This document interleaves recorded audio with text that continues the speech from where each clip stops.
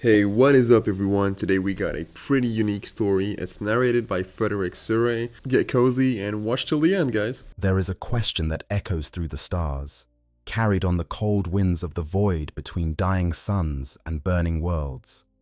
It is a question whispered in the flickering candlelight of shrine worlds, debated in the shadowed corners of librarium vaults, and screamed across the blood-soaked fields of 1,000 battlegrounds. Who is the strongest warrior in Warhammer 40,000? Not the largest army, not the most devastating weapon, not the most cunning strategist or the most devout zealot, but the single mightiest individual to ever draw a blade, level a gun, or channel the screaming fury of the warp into the material universe. It sounds like a simple question, doesn't it? But in a galaxy where gods walk among mortals, and mortals rise to godhood through sheer force of will, the answer is anything but simple. Because strength in the 41st millennium does not come in just one shape. It wears 1,000 faces. It manifests in the psychic fire of a being so powerful that reality itself bends around his thoughts. It pulses through the veins of genetically crafted demigods whose very footsteps shake the ground. It courses through ancient starborn entities older than the concept of death, beings who feasted on the light of suns before the first human ever looked up at the night sky and wondered what was out there. And it burns in the hearts of warriors who, by all accounts, should be nothing more than footnotes in the vast and terrible history of this galaxy, but who through fury or faith or sheer bloody-minded refusal to die have carved their names into the bones of eternity. So settle in, get comfortable, because tonight, again, we are going to take a long and winding journey through the ranks of the most devastatingly powerful beings ever to stalk the battlefields of the far future. We will look at their deeds, their capabilities, and the sheer weight of destruction they have unleashed upon the galaxy. We will walk with gods and monsters, heroes and villains, and everything that falls between those narrow boundaries. And by the end, perhaps we will have an answer to that ancient question. Or perhaps, as with so many things in this grim darkness, we will simply have a better understanding of just how terrifyingly powerful the galaxy's greatest warriors truly are, and how meaningless the concept of strongest becomes when you are measuring beings who operate on scales that the human mind was never designed to comprehend. Let us begin where all things in this galaxy begin and end, with the Emperor of Mankind, the Master of Mankind. In the beginning, there was a man, or something that looked like a man at least. Something that walked among the earliest human civilizations, watching with ancient eyes as empires rose and crumbled to dust, as languages were born and forgotten, as entire peoples lived and died and were erased from the memory of the species. He has been called 1,000 names across the millennia. The All-Father, the Omnisire, the Anathema, the Corpse Emperor, whispered by those who turned their backs on his light. But most know him simply as the Emperor of Mankind. And to understand the question of who is the strongest warrior in Warhammer 40,000, you must first understand the sheer incomprehensible scale of his power. The Emperor was born tens of thousands of years before the events of the 41st millennium. The exact details of his origin are shrouded in myth and contradictory accounts, as befitting a being who has outlived every civilization that ever tried to document his existence. One of the oldest accounts suggests that he was the product of a mass sacrifice by Earth's ancient shamans, the most powerful human psykers of their era. These men and women, sensing the growing dangers of the warp, chose to end their own lives simultaneously, pooling the combined psychic energy of thousands of reincarnating souls into a single vessel. A child born in Anatolia, in what we would recognize as ancient Turkey, sometime around the 8th millennium before the Common Era. Whether this account is literally true or merely metaphorical, the result was the same. A being of staggering psychic potential was brought into existence, a living beacon of human willpower wrapped in mortal flesh. And from the moment of his birth, the being who would become the Emperor began his long vigil over the human race. For thousands of years, he moved through history as a ghost. He watched, he waited, he learned. And when the time was right, he intervened, sometimes subtly, guiding the course of civilizations with the lightest touch, sometimes with devastating force, as when, according to certain accounts, he wrestled the void dragon, one of the ancient star gods known as the Satan, and hurled the entity from Terra all the way to Mars. Let that sink in for a moment. There is an account, disputed but persistent, that suggests the Emperor of Mankind physically overpowered a being that had devoured the energy of stars, a creature that existed before the concept of biology, and threw it across the solar system.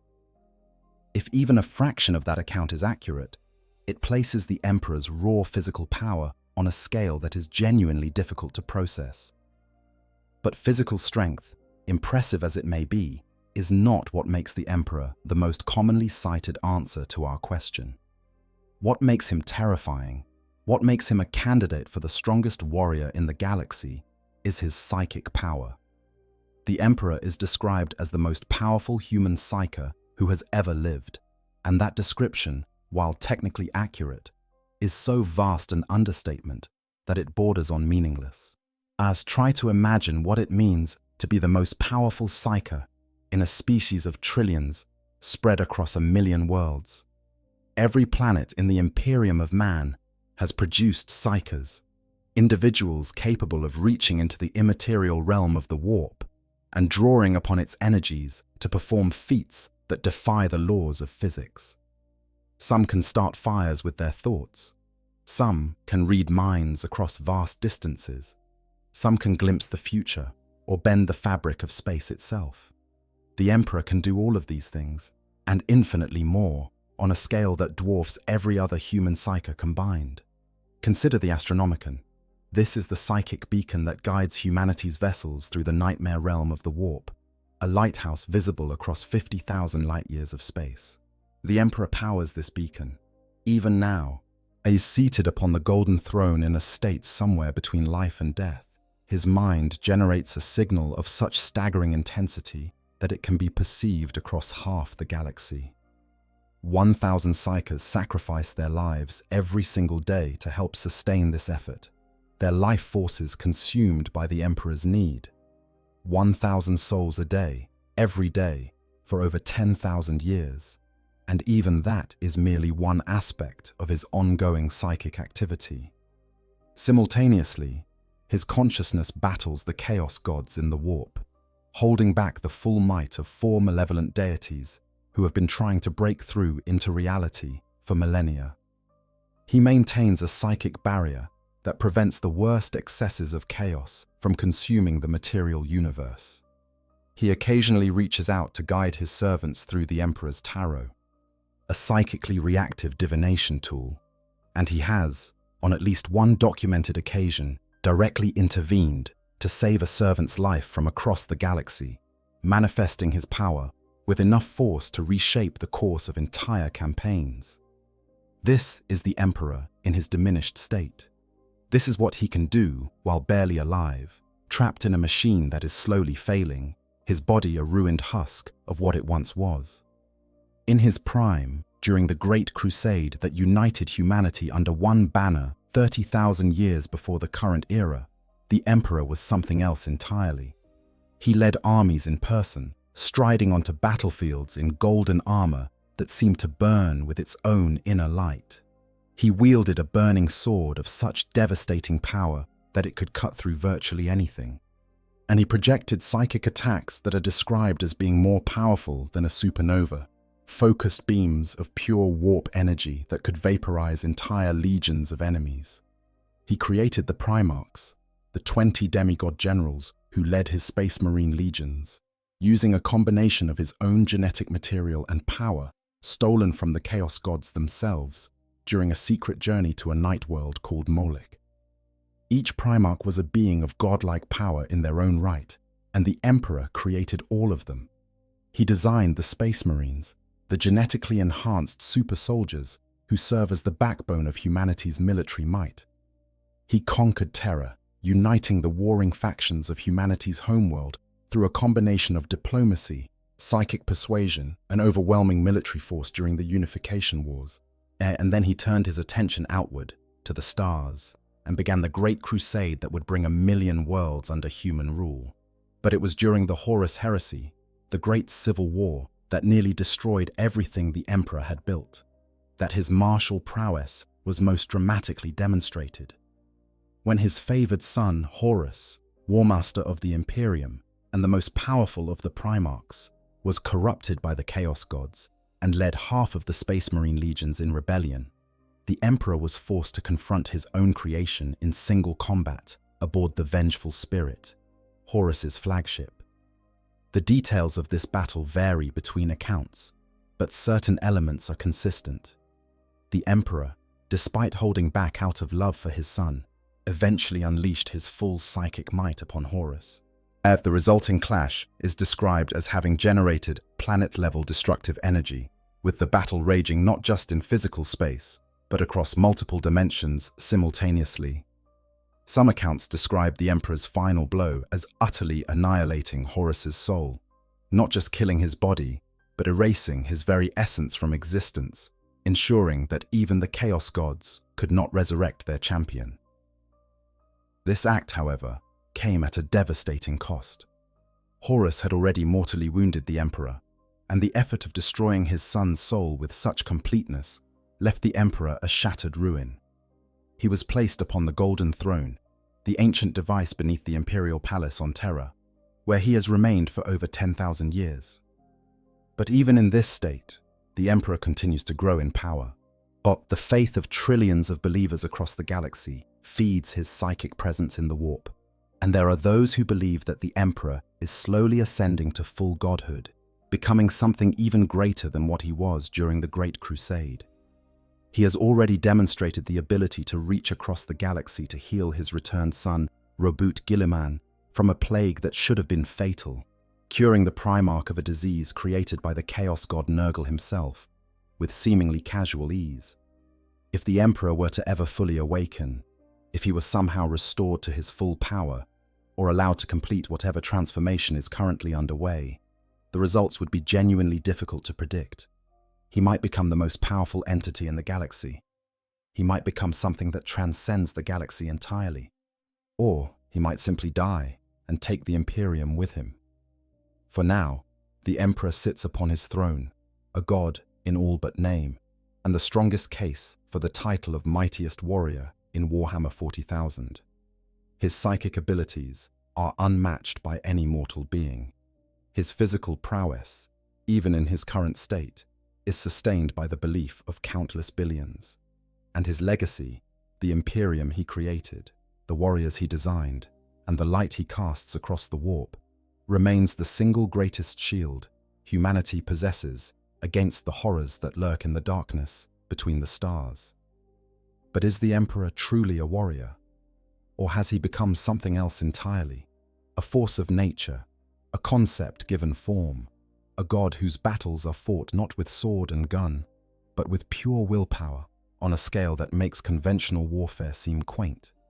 It is a fair question, and one that leads us to consider those who stand just below the Emperor in the hierarchy of power.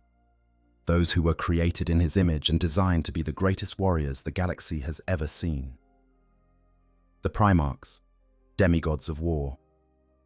If the Emperor is the sun around which the Imperium orbits, then the Primarchs are the planets that define its shape. 20 beings, created from the Emperor's own genetic material and imbued with a portion of his power, each designed to embody a specific aspect of human excellence taken to its absolute extreme. They were meant to be generals, administrators, diplomats, and warriors, the instruments through which the Emperor would unite the galaxy under human rule. And while they failed in that ultimate mission, i.e. torn apart by the Horus Heresy and scattered across the galaxy in its aftermath, the Primarchs remain the single most impressive collection of individual warriors the setting has ever produced. To understand the Primarchs, you need to understand their scale. These are not merely enhanced humans. These are not even enhanced space marines. A space marine, one of the Emperor's genetically modified super soldiers, can run faster than a ground vehicle, survive wounds that would kill a normal human 10 times over, and process information at speeds that make the finest human athletes look like they are moving in slow motion. A Space Marine captain, a veteran of centuries of warfare, is a one-man army capable of single-handedly turning the tide of a battle. And a Primarch makes a Space Marine captain look like a child playing at war. Or the Primarchs stand between 3 and 4 meters tall, depending on the individual. Their bodies are masterworks of genetic engineering, packed with redundant organs, enhanced musculature, and biological systems that border on the supernatural. They can process information faster than most computers. They can survive in the vacuum of space. They can heal from wounds that would destroy most other beings. And they possess psychic abilities that, while generally less dramatic than the Emperor's, are still vastly beyond what any normal human or even most Space Marines can achieve. Each Primarch was designed with a specific role in mind, and each excels in their designated area to a degree that makes them virtually without peer. But when it comes to pure combat prowess, when we narrow our focus to the question of who among the 20 would emerge victorious from a straight fight, several names rise above the rest. Sanguinius, the Great Angel. If you were to ask the Primarchs themselves who among their number was the greatest warrior, the name that would come up most often, from both loyalists and traitors alike, is Sanguinius. The Primarch of the Blood Angels, known as the Great Angel, was considered by many of his brothers to be the single finest combatant among them, a being whose martial skill was matched only by his compassion and his tragic foreknowledge of his own death. Sanguinius was unique among the Primarchs in many ways. Most obviously, he possessed a pair of enormous white-feathered wings that granted him the power of flight, a gift that no other Primarch shared. But whether these wings were part of the Emperor's design or a mutation caused by the radiation-soaked environment of the moon Baal Secundus, where Sanguinius was raised, remains a matter of debate. But their practical effect on the battlefield was undeniable. While his brothers were bound to the ground, forced to advance through enemy fire or rely on vehicles for mobility, Sanguinius could take to the air, striking from above with the speed of a falling star and the precision of a master swordsman. His combat abilities were legendary, even among beings for whom the word legendary was a mundane descriptor. Leman Russ, the Wolf King of the Space Wolves, and one of the most fearsome fighters among the Primarchs, acknowledged Sanguinius as his superior in combat.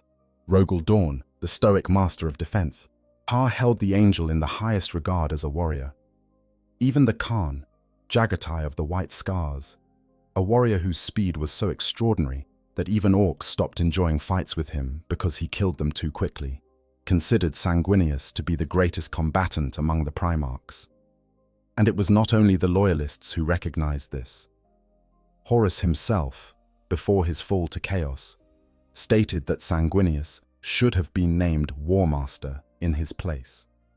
Even after being corrupted, Horus insisted that Sanguinius must be killed, deviating from the original battle plan at the Siege of Terra to ensure the angel's death, because he recognized that Sanguinius alive represented a threat that even chaos-empowered Horus could not afford to ignore.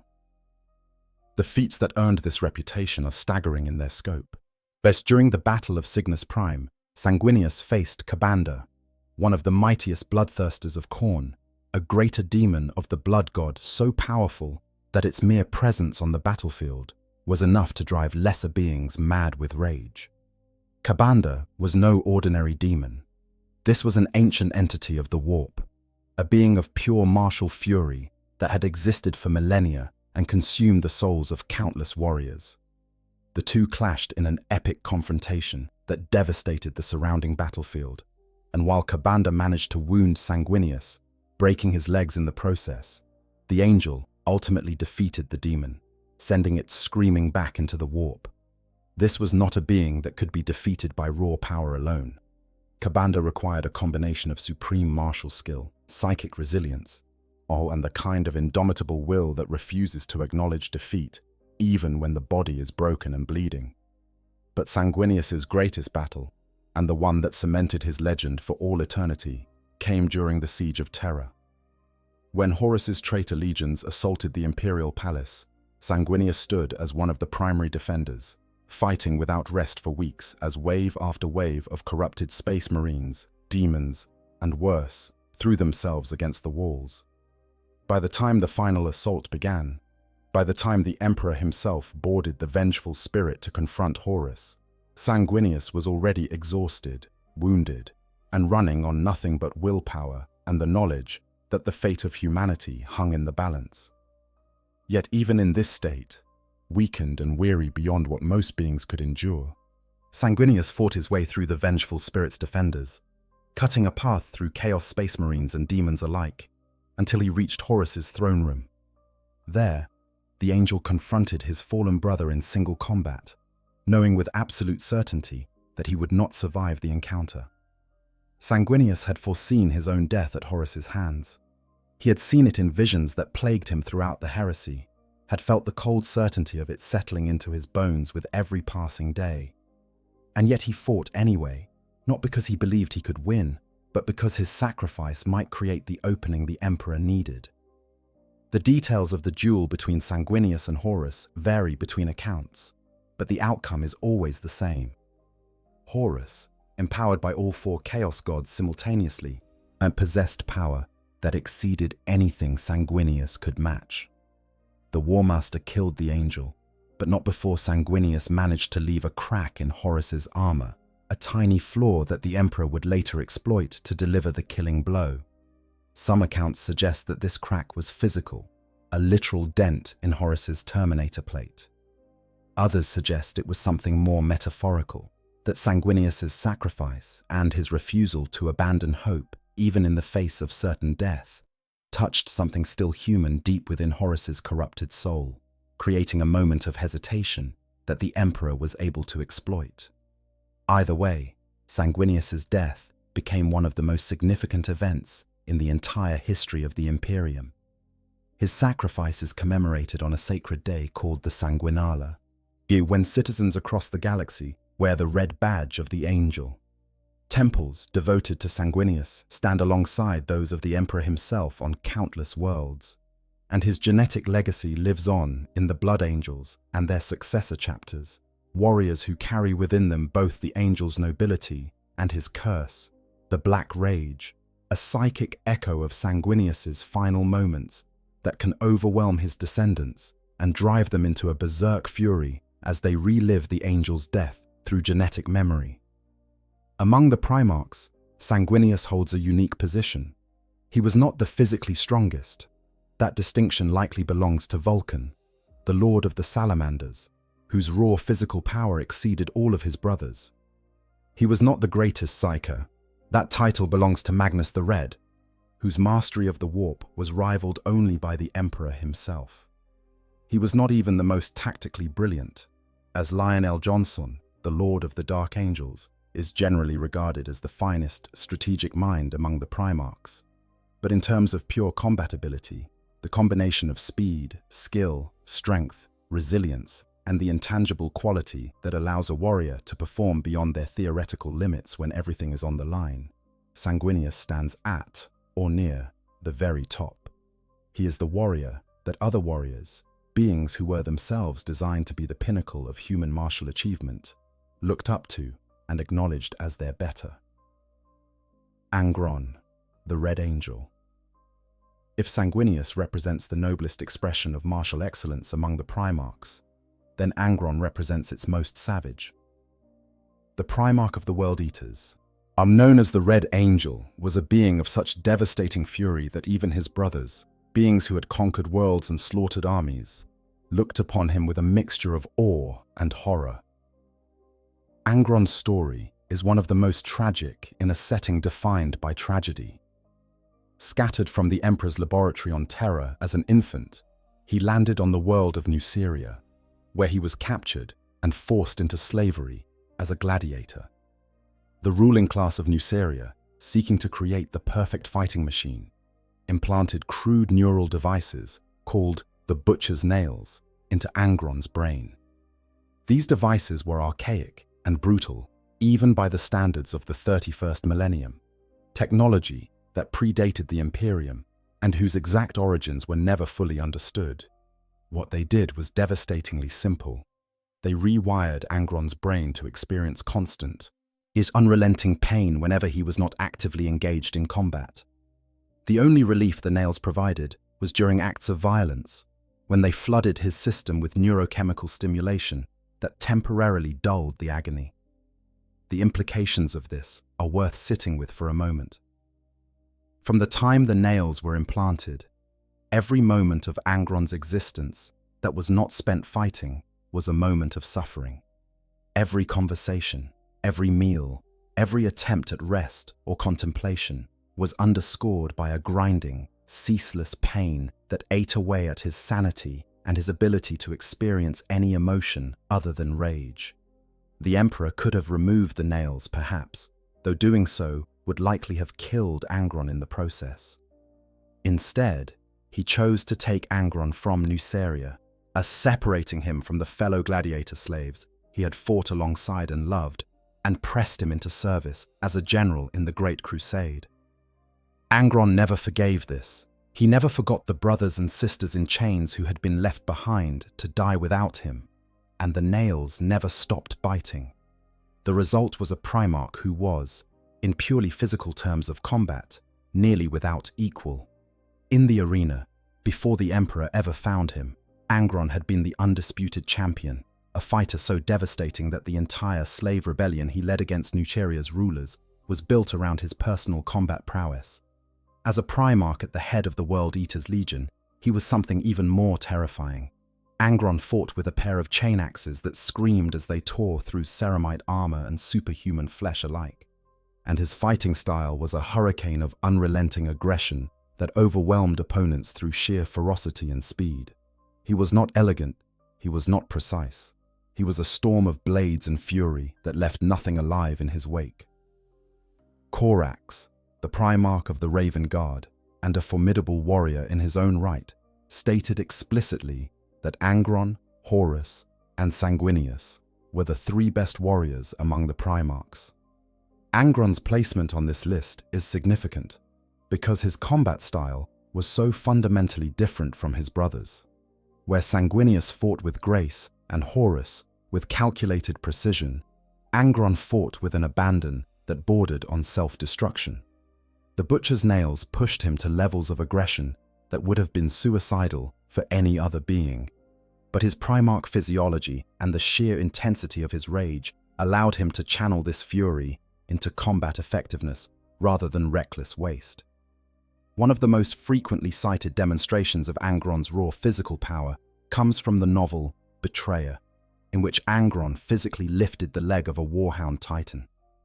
For context, a warhound titan is a massive war machine that stands roughly 14 meters tall and weighs hundreds of tons.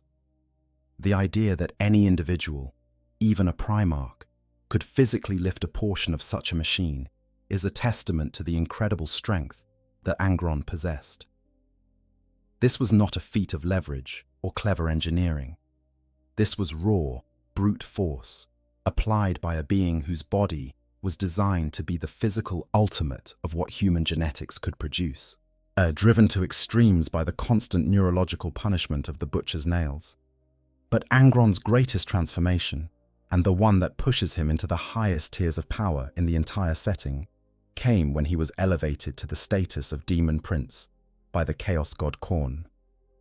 During the Horus Heresy, as the World Eaters descended deeper into bloodshed and madness, the Dark Apostle Lorgar orchestrated a ritual on the world of Nuceria, Angron's homeworld, that transformed the Red Angel into something far more than a Primarch. The process of demonic ascension merged Angron's physical form with the essence of the warp, creating a being that existed simultaneously in the material universe and the immaterial realm of chaos. As a demon prince of Khorne, Angron became exponentially more powerful than he had been as a mortal Primarch. He grew to enormous size, his body wreathed in flames and warp energy, his rage no longer merely biological but metaphysical, an expression of Khorne's own endless hunger for bloodshed. He has returned to the material universe multiple times since the heresy, most notably during the First War for Armageddon, where he led a massive army of Khornate demons and World Eaters against the Imperial defenders. It took the combined efforts of the Space Wolves chapter and a full brotherhood of Grey Knights, humanity's most elite demon hunters, to banish him back to the warp, and even then, the cost was staggering. More recently, in the current timeline of Warhammer 40,000, Angron returned again after the opening of the Great Rift, while annihilating an entire Imperial Indomitus Crusade fleet before being confronted by the recently awakened Lion L. Johnson. The battle between these two Primarchs, one a demon prince of unfathomable fury and the other the most strategically gifted of the Loyalist brothers, was described as an apocalyptic clash that reshaped the very landscape around them. The Lion was ultimately able to drive Angron back into the warp, but the encounter demonstrated that even among Daemon Primarchs, Angron remains one of the most dangerous beings in the galaxy. The tragedy of Angron is that his power comes at a terrible cost. The Butcher's nails, even in his demonic form, continue to drive him toward mindless violence. He has no talent for tactics, no skill for leadership beyond the raw magnetism of his fury, and no capacity for the strategic thinking that might allow him to use his devastating combat prowess to actually achieve lasting goals. He is, in the cruelest possible sense, exactly what the rulers of Nuceria designed him to be: a weapon. The most dangerous close combat Primarch ever to walk the galaxy, trapped in an eternal cycle of violence and rage, forever fighting, forever killing, and forever denied the peace that his tortured soul has craved since the first time the nails bit into his brain. Horus Lupercal, the War Master. And then there is Horus, the first among equals, the favored son, the War Master of the Imperium, and the architect of its greatest betrayal. If you are looking for the single most powerful Primarch in terms of overall combat capability, the one who combined martial skill, strategic genius, charisma, and raw power into the most complete package, the answer, according to virtually every source in the lore, is Horus Lupercal. Horus was the first Primarch recovered by the Emperor, and from the beginning, there was something special about him. He was not the strongest physically, that was Vulcan.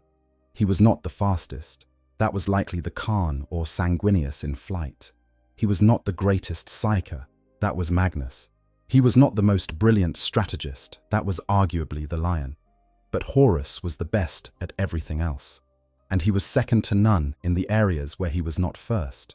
He was the second best diplomat after Sanguinius, the second best strategist after the Lion, one of the top 4 fighters alongside Angron, Sanguinius, and Leman Russ.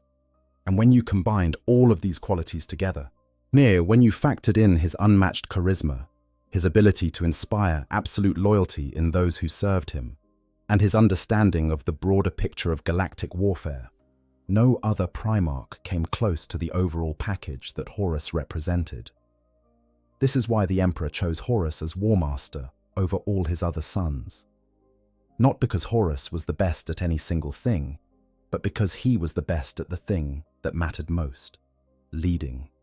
Horus could walk onto a battlefield and every warrior present, from the lowliest guardsman to the mightiest space marine captain, would feel their spirits lift. He could devise campaign strategies that accounted for logistics, politics, and morale, as well as pure military tactics.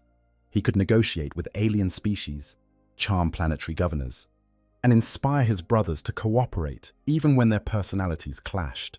He was, in the truest sense of the term, a leader. And then the Chaos Gods got their hooks into him. The fall of Horus is one of the most extensively documented events in the Horus heresy, and the details are simultaneously heartbreaking and terrifying. Wounded on the moon of Davin by a weapon tainted with chaos energy, Horus was brought to the edge of death. In his weakened state, the Chaos Gods appeared to him in visions, showing him a future in which the Emperor would be worshipped as a god, while the Primarchs were forgotten, their sacrifices meaningless. They offered Horus power, the power to change that future, to claim the galaxy for himself and his brothers. And Horus, already plagued by doubts about the Emperor's intentions and resentful of his father's withdrawal from the Great Crusade to pursue secret projects on Terra, accepted. The transformation was not immediate, but it was thorough. As Horus embraced the power of all four Chaos gods simultaneously, becoming their undivided champion, his already formidable abilities were amplified to a degree that is difficult to overstate. Chaos-empowered Horus was not merely stronger than his loyalist brothers. He was operating on a different level entirely, a being who channeled the combined might of Horn, Tzeentch, Nurgle, and Slaanesh through a frame that had already been designed to be the pinnacle of the Emperor's genetic artistry. During the Siege of Terra, Horus demonstrated power that placed him in the same conversation as the Emperor himself. Man, he used his abilities to scatter the Emperor's elite custodian guard, taking control of their minds and forcing them to attack their own master. He warped the interior of the vengeful spirit into a nightmarish landscape of demonic corruption that tested even the Emperor's psychic defenses. And in their final confrontation, Horus fought the Emperor to a standstill, landing blows that would have killed virtually any other being in the galaxy. It was only the Emperor's willingness to unleash his full psychic power, a power he had been holding back out of love for his son, that ended the battle. And even then, the cost was everything. The Emperor was mortally wounded, Horus was destroyed body and soul, and the Imperium was left a shattered remnant of its former glory, held together by faith, fear, and the dimming light of a god on a golden throne. Horus Lupercal, in both his loyalist and corrupted forms, represents perhaps the most complete warrior the Primarch project ever produced. And his fall is the reason the galaxy burns.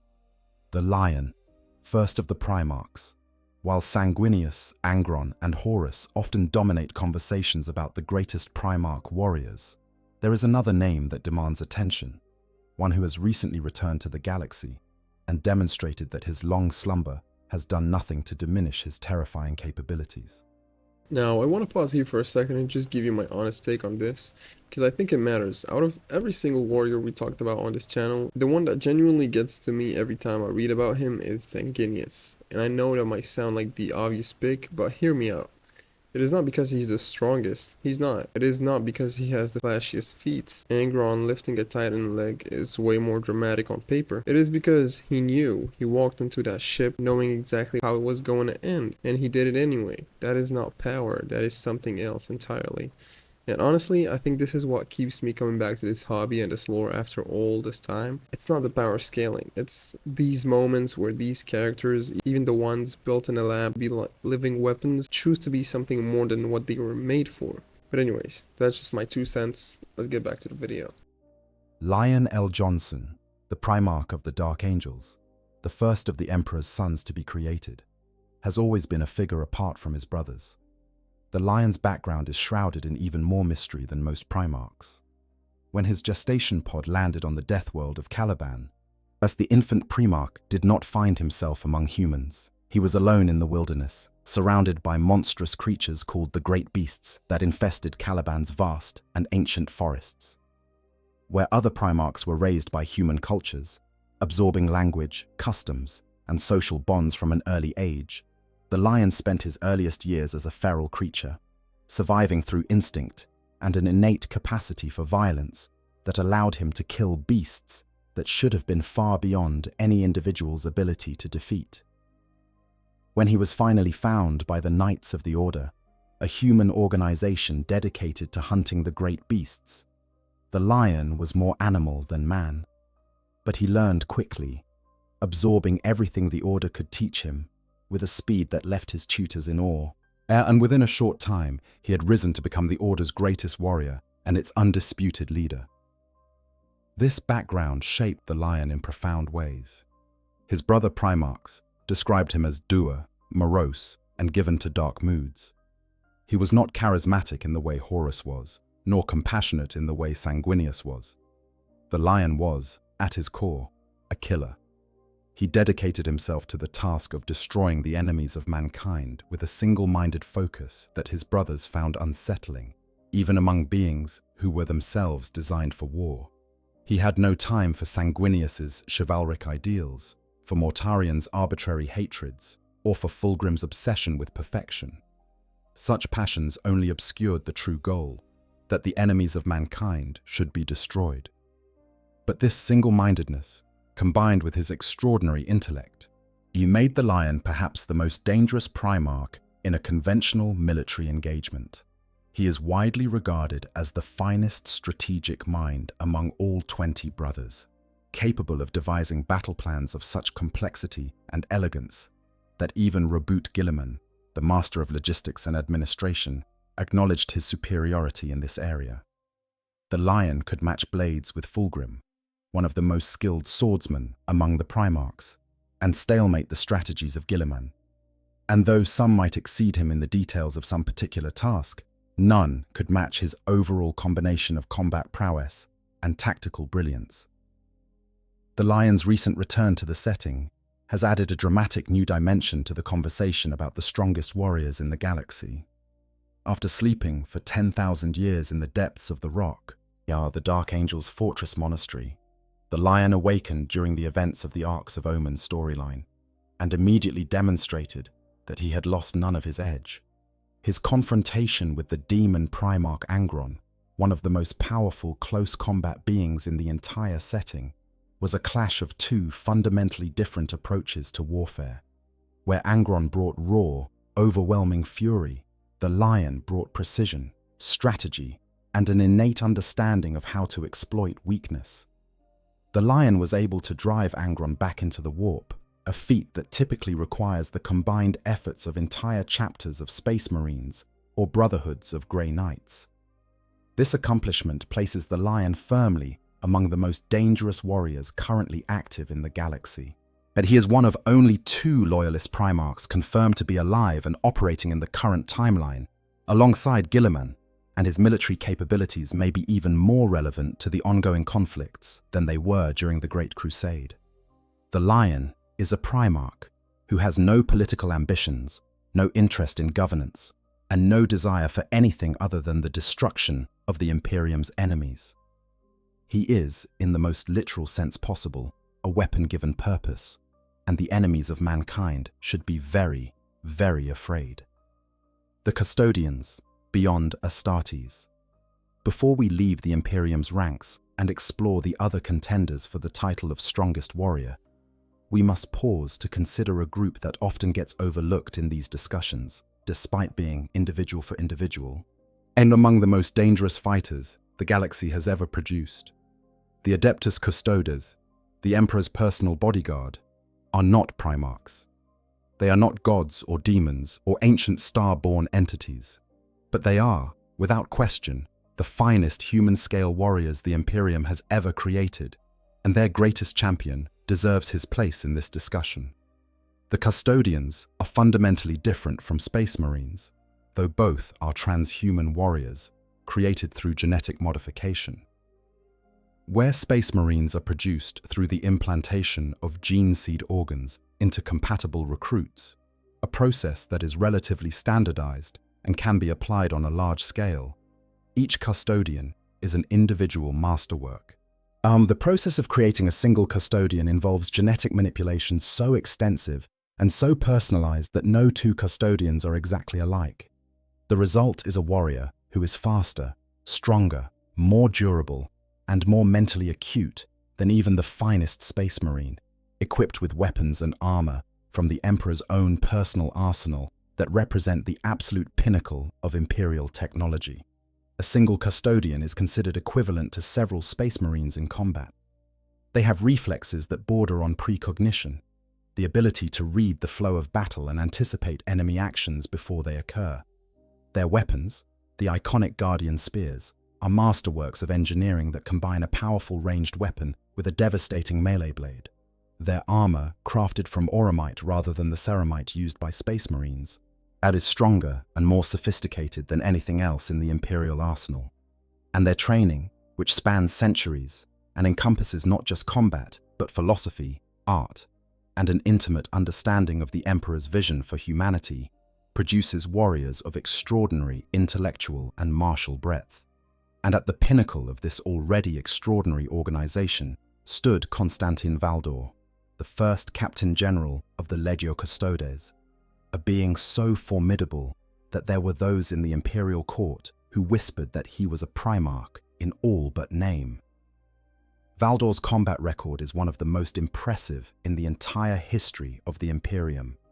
During the burning of Prospero, when the Space Wolves and Custodians attacked the homeworld of the Thousand Suns, Valdor faced over 30 of the Thousand Suns' elite Kennetai Blademasters, warriors who possessed psychic precognition that allowed them to predict and counter their opponents' attacks before they were launched. Valdor killed every single one of them, receiving only a single wound in the process. 30 psychic warriors who could see the future, and he cut through them like they were training dummies. His reaction time was described as so extraordinary that it seemed as though he could see time itself come to a halt. He once fought Alpharius Omegon, the Primarch of the Alpha Legion, to a stalemate, though it should be noted that Alpharius was generally considered one of the weaker Primarchs in direct combat. Nevertheless, the fact that a non-Primarch could fight a Primarch to a standstill is a testament to Valdor's extraordinary capabilities. He wielded the Apollonian Spear, a weapon crafted by the Emperor himself, and wore the Corinthine warplate, armor that provided protection rivaling that of any other warrior in the Imperium. Valdor's fate after the Horus Heresy remains one of the great mysteries of the setting. He disappeared at some point after the events of the heresy, leaving behind only his Apollonian spear. Some accounts suggest he may still be alive, operating under the identity of a figure known as the King in Yellow. If this is true, it would mean that one of the greatest warriors the Imperium has ever produced is still out there somewhere, watching and waiting for the moment when he is needed once more. The current Captain General of the Custodes, Trajan Valoris, is himself considered one of the greatest warriors in the Imperium. With the opening of the Great Rift and the return of Guilliman, the Custodes have taken a more active role in the defense of the Imperium than at any time since the Horus Heresy, and Valoris has led them with a combination of martial excellence and strategic acumen that recalls the glory days of Valdor's command. Leman Russ, the Wolf King. Among the Primarchs, who are frequently named as the deadliest fighters, Leman Russ occupies a unique and fascinating position. The Primarch of the Space Wolves, known as the Wolf King, was the Emperor's executioner, the brother specifically tasked with being the one to bring the others to heel if they ever strayed from the path. This role was not given to him arbitrarily. It was given to him because his combined fighting ability and sheer relentlessness made him one of the most dangerous Primarchs in a straight fight. Russ's upbringing on the death world of Fenris shaped him into something feral and savage, a warrior who fought with a combination of superhuman skill and animal ferocity that his more civilized brothers found deeply unsettling. He grew up among the tribes of Fenris, beings who were themselves extraordinary warriors by human standards, and he quickly surpassed even the greatest among them. The legends of Fenris say that Russ defeated the mightiest beasts of that frozen world with his bare hands, including wolves the size of tanks and krakens that dwelt in the planet's frozen seas. By the time the Emperor found him, Russ was the undisputed king of Fenris, a warrior whose reputation had spread across the entire world. What made Russ particularly dangerous as a fighter was his unpredictability. While other Primarchs fought with recognizable styles, Angron with berserk fury, Sanguinius with aerial grace, the Lion with cold precision, Russ fought like the wolves he had grown up among. His attacks came from unexpected angles. He mixed formal combat techniques with street fighting savagery. He used his surroundings, his weapons, and his own body as instruments of violence, with an adaptability that made him extremely difficult to predict or counter. He was also one of the few Primarchs who regularly engaged in drinking contests and boasts with his brothers, using these social encounters to assess their fighting styles and identify weaknesses he could exploit in the unlikely event that he was ever called upon to fulfill his role as executioner. Russ's most significant combat engagements among his brothers include his famous fight with the Lion, a duel that lasted for days and ended inconclusively when both Primarchs realized the absurdity of their conflict. He also fought Magnus the Red during the burning of Prospero, though this engagement was complicated by the fact that Magnus initially refused to fight back, and the dynamics of the battle changed significantly once Magnus finally unleashed his psychic abilities. And there is the tantalizing but unconfirmed suggestion that Russ fought Horus at some point during the heresy, though the details of this encounter remain murky.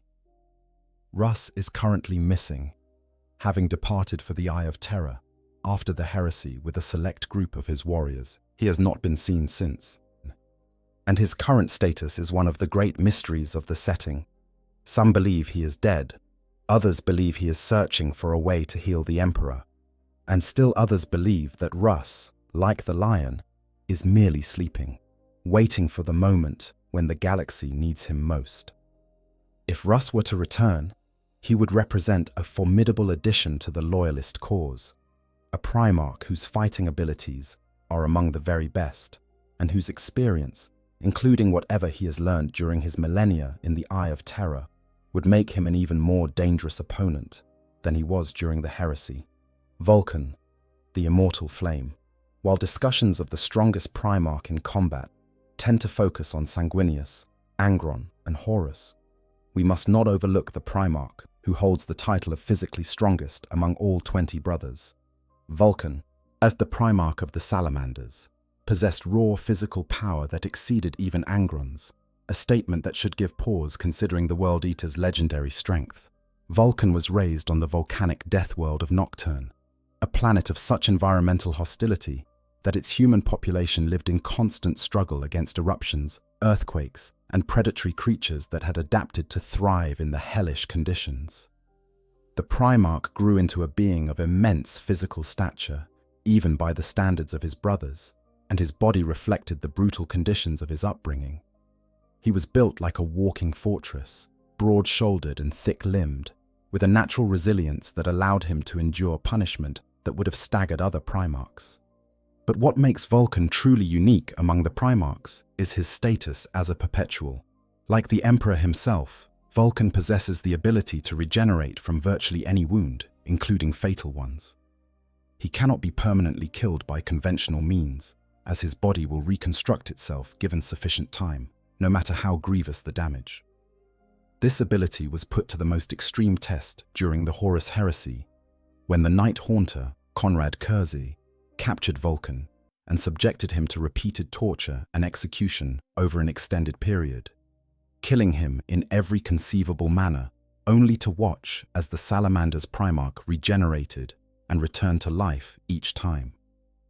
This immortality gives Vulcan a unique perspective among the Primarchs, and a unique form of strength. Yes, while he may not be the most skilled swordsman or the most tactically brilliant commander, Vulcan is the one Primarch who can endure literally anything. He can be burned, frozen, crushed, dismembered, atomized, and he will come back. In a war of attrition, which is what the current state of the galaxy increasingly resembles, this kind of resilience may prove to be the most valuable form of strength of all. Vulcan's fight against the beast during the 32nd Millennium demonstrated his extraordinary capabilities. Going blow for blow with an orc that stood 10 meters tall and wielded weapons capable of destroying tanks, Vulcan fought with the raw, elemental fury that characterized the Salamander's approach to warfare. The engagement was titanic, a clash between two beings of godlike physical power. And while the outcome was not a clean victory for either side, the mere fact that Vulcan could match the beast in single combat speaks volumes about his raw physical capabilities. Vulcan is currently missing, his status unknown, but like Russ and the Khan, there is persistent speculation that he may one day return. If he does, the galaxy will gain not only one of the most powerful warriors in its history, but one who literally cannot be killed, a Primarch whose defining characteristic is the refusal of death itself. The ancient star gods. Now let us step away from the Imperium entirely and consider beings of a different order of magnitude. Because while the Emperor and his Primarchs are staggeringly powerful by any mortal measure, there are entities in the Warhammer 40,000 universe that make even these demigods look small. The Sertan, and the star gods of the Necrons are among the oldest and most powerful beings ever to exist in the galaxy, and their story is one of cosmic horror on a scale that dwarfs anything the Imperium has ever faced. The C'tan were born at the dawn of the universe, incorporeal entities that emerged from the swirling gases and enormous energies of creation itself. In their natural form, they were vast beings of pure energy who spread themselves over the surfaces of stars, feeding on solar radiation and existing in a state of timeless, almost mindless consumption. They developed wings of magnetic flux that allowed them to travel between stars, and for millions of years they existed in this state, massive, powerful, but largely unaware of the material world that formed around them. They were not warriors. They were not even, in any meaningful sense, conscious. They were cosmic parasites, feeding on the light of suns and drifting through the void between them. Everything changed when the Necrontyr found them. The Necrontyr were a civilization of short-lived bitter beings who had been defeated by the Old Ones, the first great civilization of the galaxy, and driven to the halo stars at the galaxy's edge. Desperate for power and revenge, the Necrontyr discovered the C'tan and offered them bodies of living metal called necrodermis, giving the starborn entities physical form for the first time. The C'tan, upon tasting the emotions of mortal beings, found them infinitely more satisfying than the bland energy of stars, and thus began one of the most horrific partnerships in galactic history. The most feared of the C'tan was Azagorod, known as the Nightbringer. This entity was the first C'tan to encounter the Necrontyr, born upon the very star that had bathed the Necrontyr homeworld in its harsh, cancer-causing radiation. The Nightbringer was a being of such terrifying power and malevolence that it literally imprinted its image on the psyche of every younger race in the galaxy. The reason that virtually every human culture across the galaxy has a concept of the Grim Reaper, a skeletal figure carrying a scythe that represents death, is because the Nightbringer's image was psychically burned into humanity's collective unconscious during the War in Heaven, millions of years before the first human civilization arose.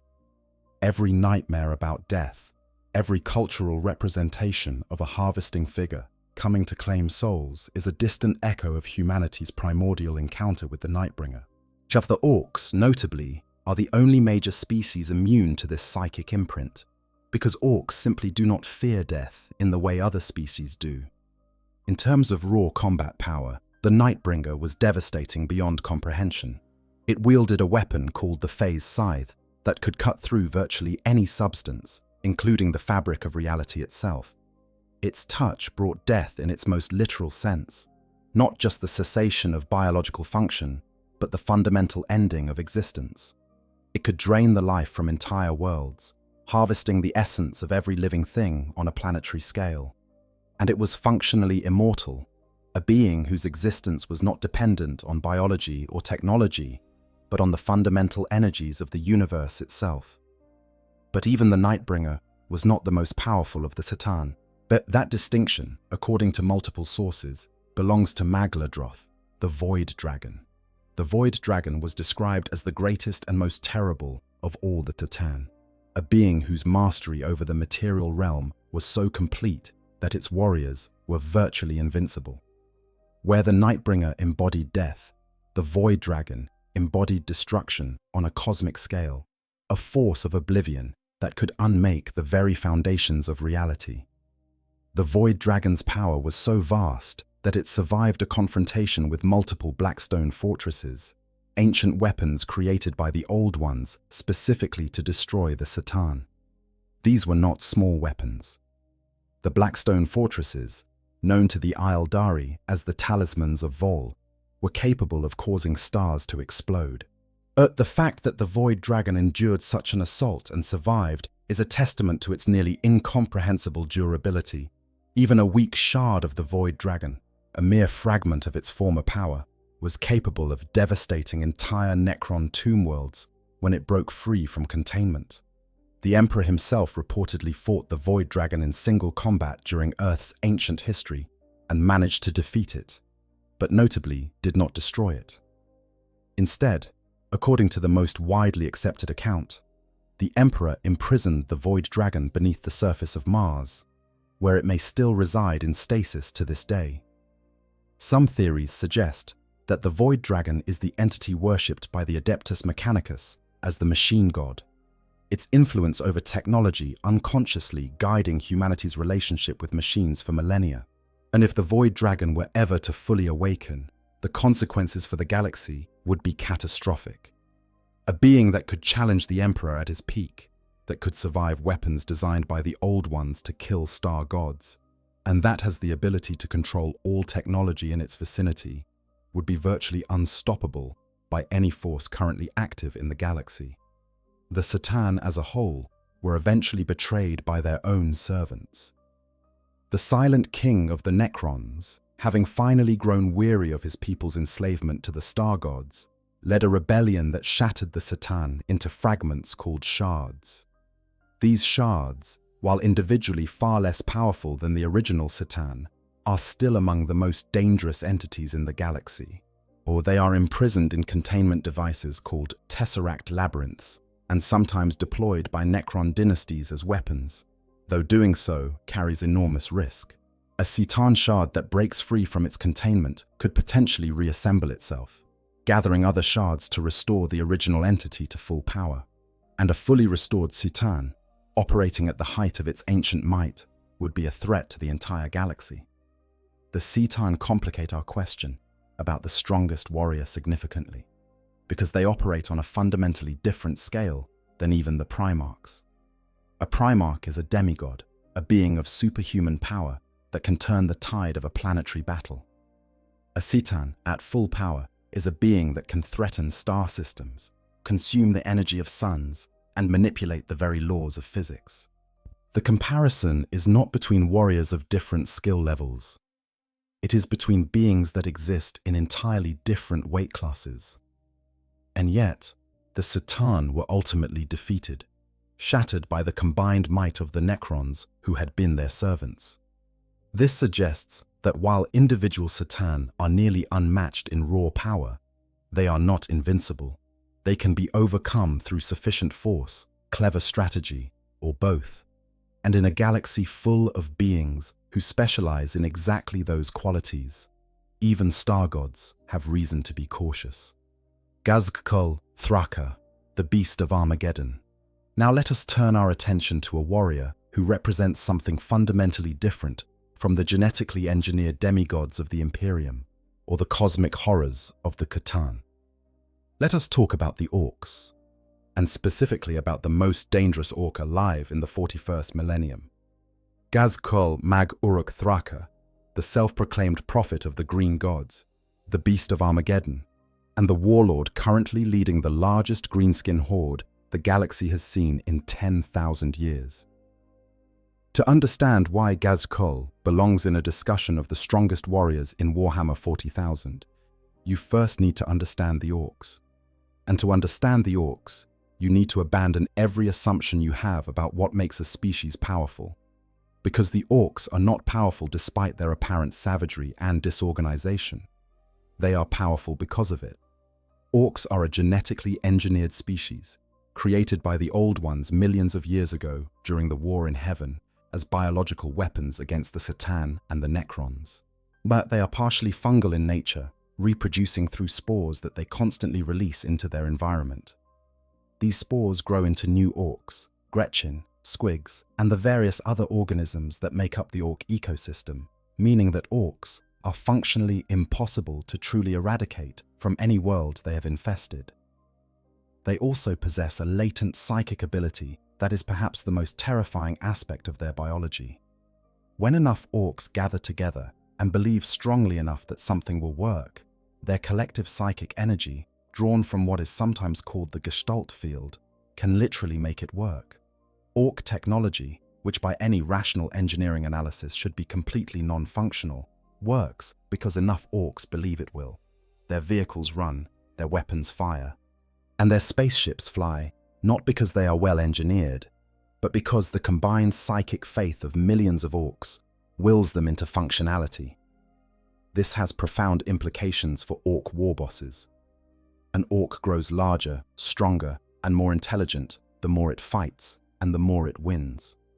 A war boss who has conquered worlds and united millions of orcs under his banner is not just politically powerful. He is physically transformed by the process, growing to enormous size and developing combat abilities that place him in the upper echelons of individual warriors in the galaxy. And Ghazghkull is the biggest and most successful war boss the galaxy has seen since the legendary Beast of Olenor, a monstrous orc warlord whose invasion of Terra itself during the 32nd Millennium required the combined efforts of multiple Space Marine chapters and the personal intervention of the High Lords to defeat. Ghazghkull's story begins with a bolter round to the head. During a battle against Dark Angel's Space Marines on the world of Urk, the young orc was struck in the skull by a bolt round that destroyed roughly 30% of his cranium and pulped a significant portion of his brain. He should have died. Instead, he was found by the infamous Mad Doc Grotznik, one of the most notoriously unhinged painboys in orc history, who rebuilt Ghazghkull's skull with adamantium plating. When Ghazghkull woke up, he was different. He claimed to have received visions from Gork and Mork, the twin orc gods of cunning brutality and brutal cunning. Visions that showed him the future of the orc race. He was not merely a war boss, he was a prophet. What followed was one of the most spectacular campaigns of conquest in the recent history of the galaxy. Ghazghkull unified the orcs of Urk through a combination of combat prowess, strategic cunning, and what can only be described as genuine charisma, an almost unheard of quality among a species that typically determines leadership through the straightforward method of whoever can hit the hardest. He then launched the Second War for Armageddon, an invasion of one of the Imperium's most important industrial worlds that tested the defenders to their absolute limits. The invasion was eventually repelled, but only after staggering casualties on both sides and the personal intervention of the legendary Commissar Sebastian Yarrick, who would become Ghazghkull's greatest rival and perhaps the only human the war boss has ever genuinely respected. But the Second War for Armageddon was just the beginning. 57 years later, Ghazghkull returned for the Third War, bringing an even larger horde and demonstrating a level of strategic sophistication that shocked Imperial commanders who had assumed they were dealing with a typical orc brute. Ghazghkull could speak fluent High Gothic. He could devise battle plans that accounted for enemy dispositions, terrain, and logistics. He could manipulate rival war bosses, forge alliances, and coordinate multi-pronged assaults across entire continents. He was an orc who thought like a general, fought like a demon, and commanded with the authority of a being who genuinely believed, and may have been correct, that the gods of his entire species were speaking directly into his adamantium-plated skull. After the Third War for Armageddon, Ghazghkull embarked on what is known as the Great Crusade of the Orcs, a campaign to unite every orc in the galaxy under his banner. The scale of this ambition is genuinely staggering. There are believed to be billions upon billions of orcs scattered across the galaxy, and Ghazghkull's goal is to gather every single one of them into a single fighting force, a greenskin horde so vast that the orc gods themselves would tear their way out of the warp to join the fight. If he succeeds, the resulting conflict would make the Horus Heresy look like a border skirmish. In terms of personal combat ability, Ghazghkull is terrifyingly formidable. He is so large that he has been mistaken for a Space Marine dreadnought on the battlefield, a walking tank of muscle, armor, and fury that towers over even the largest orc knobs. He wears mega armor, the heaviest personal armor available to orcs, and wields weapons called Gork's Claw and Mork's Roar that are capable of shredding through Space Marine armor like paper. He fought Ragnar Blackmane, a wolf lord of the Space Wolves, and one of the most accomplished Space Marine warriors alive, for 10 consecutive days before the fight ended. And it only ended because Ragnar managed to land a lucky decapitating blow. Even this did not kill Ghazghkull. Mad Doc Grotznik, displaying the same demented genius that had saved the war boss the first time, managed to reattach Gazgkul's head to a new, even larger body, and the prophet of the green gods arose more powerful than ever. Gazgkul Mag Uruk Thraka may not be the most powerful individual warrior in the galaxy in terms of raw combat statistics. He cannot match the psychic might of the Emperor, the martial perfection of Sanguinius, or the cosmic scale of the Citan. But he represents a different kind of strength, the strength of a being who can unite an entire species under his will, who can command armies that number in the billions, and who grows more powerful with every battle he fights.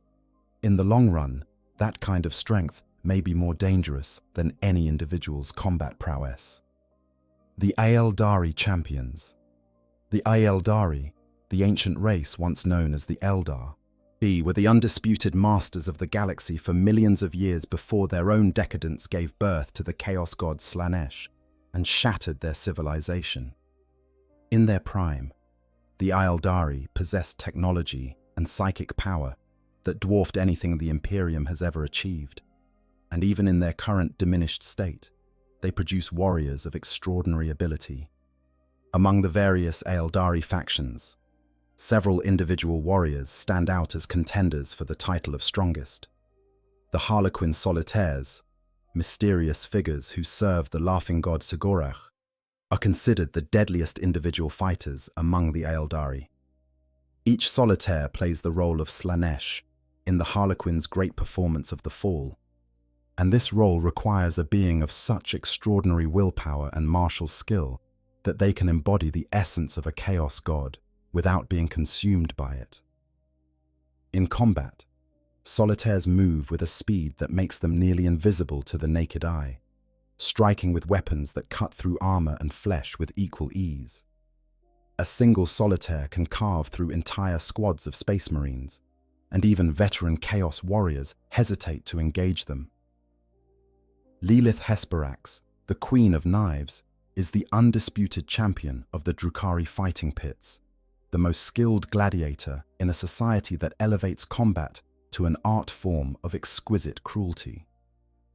Where other Drukhari witches rely on combat drugs and exotic weapons, Lilith fights with nothing more than simple knives and her own body, refusing any enhancement that might diminish the purity of her skill.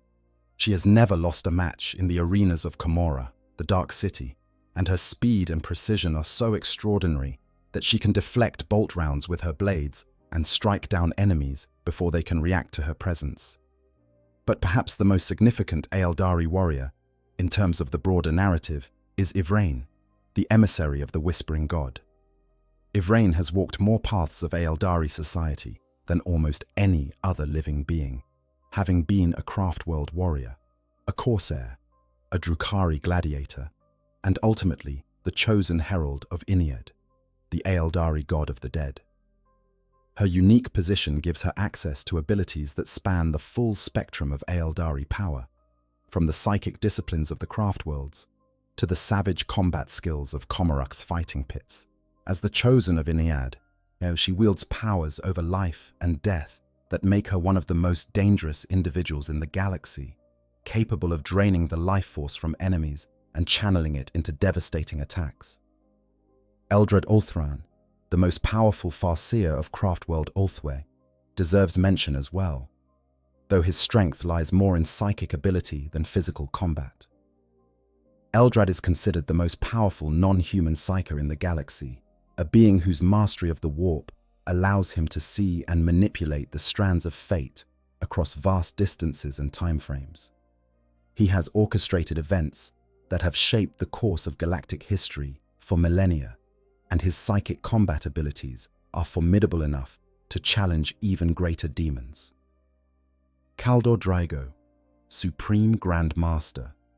Returning to the Imperium's ranks, we cannot discuss the strongest warriors in Warhammer 40,000 without addressing one of the most controversial and extraordinary figures in the setting. Kaldor Draigo, the Supreme Grand Master of the Grey Knights, is a character whose feats are so over the top that even within a setting defined by excess, he stands out as almost absurdly powerful. And yet, his achievements, as documented in official lore, are impossible to ignore. The Grey Knights are the Imperium's most elite demon-hunting force, a chapter of Space Marines created from the Emperor's own gene seed and specifically designed to combat the entities of the warp.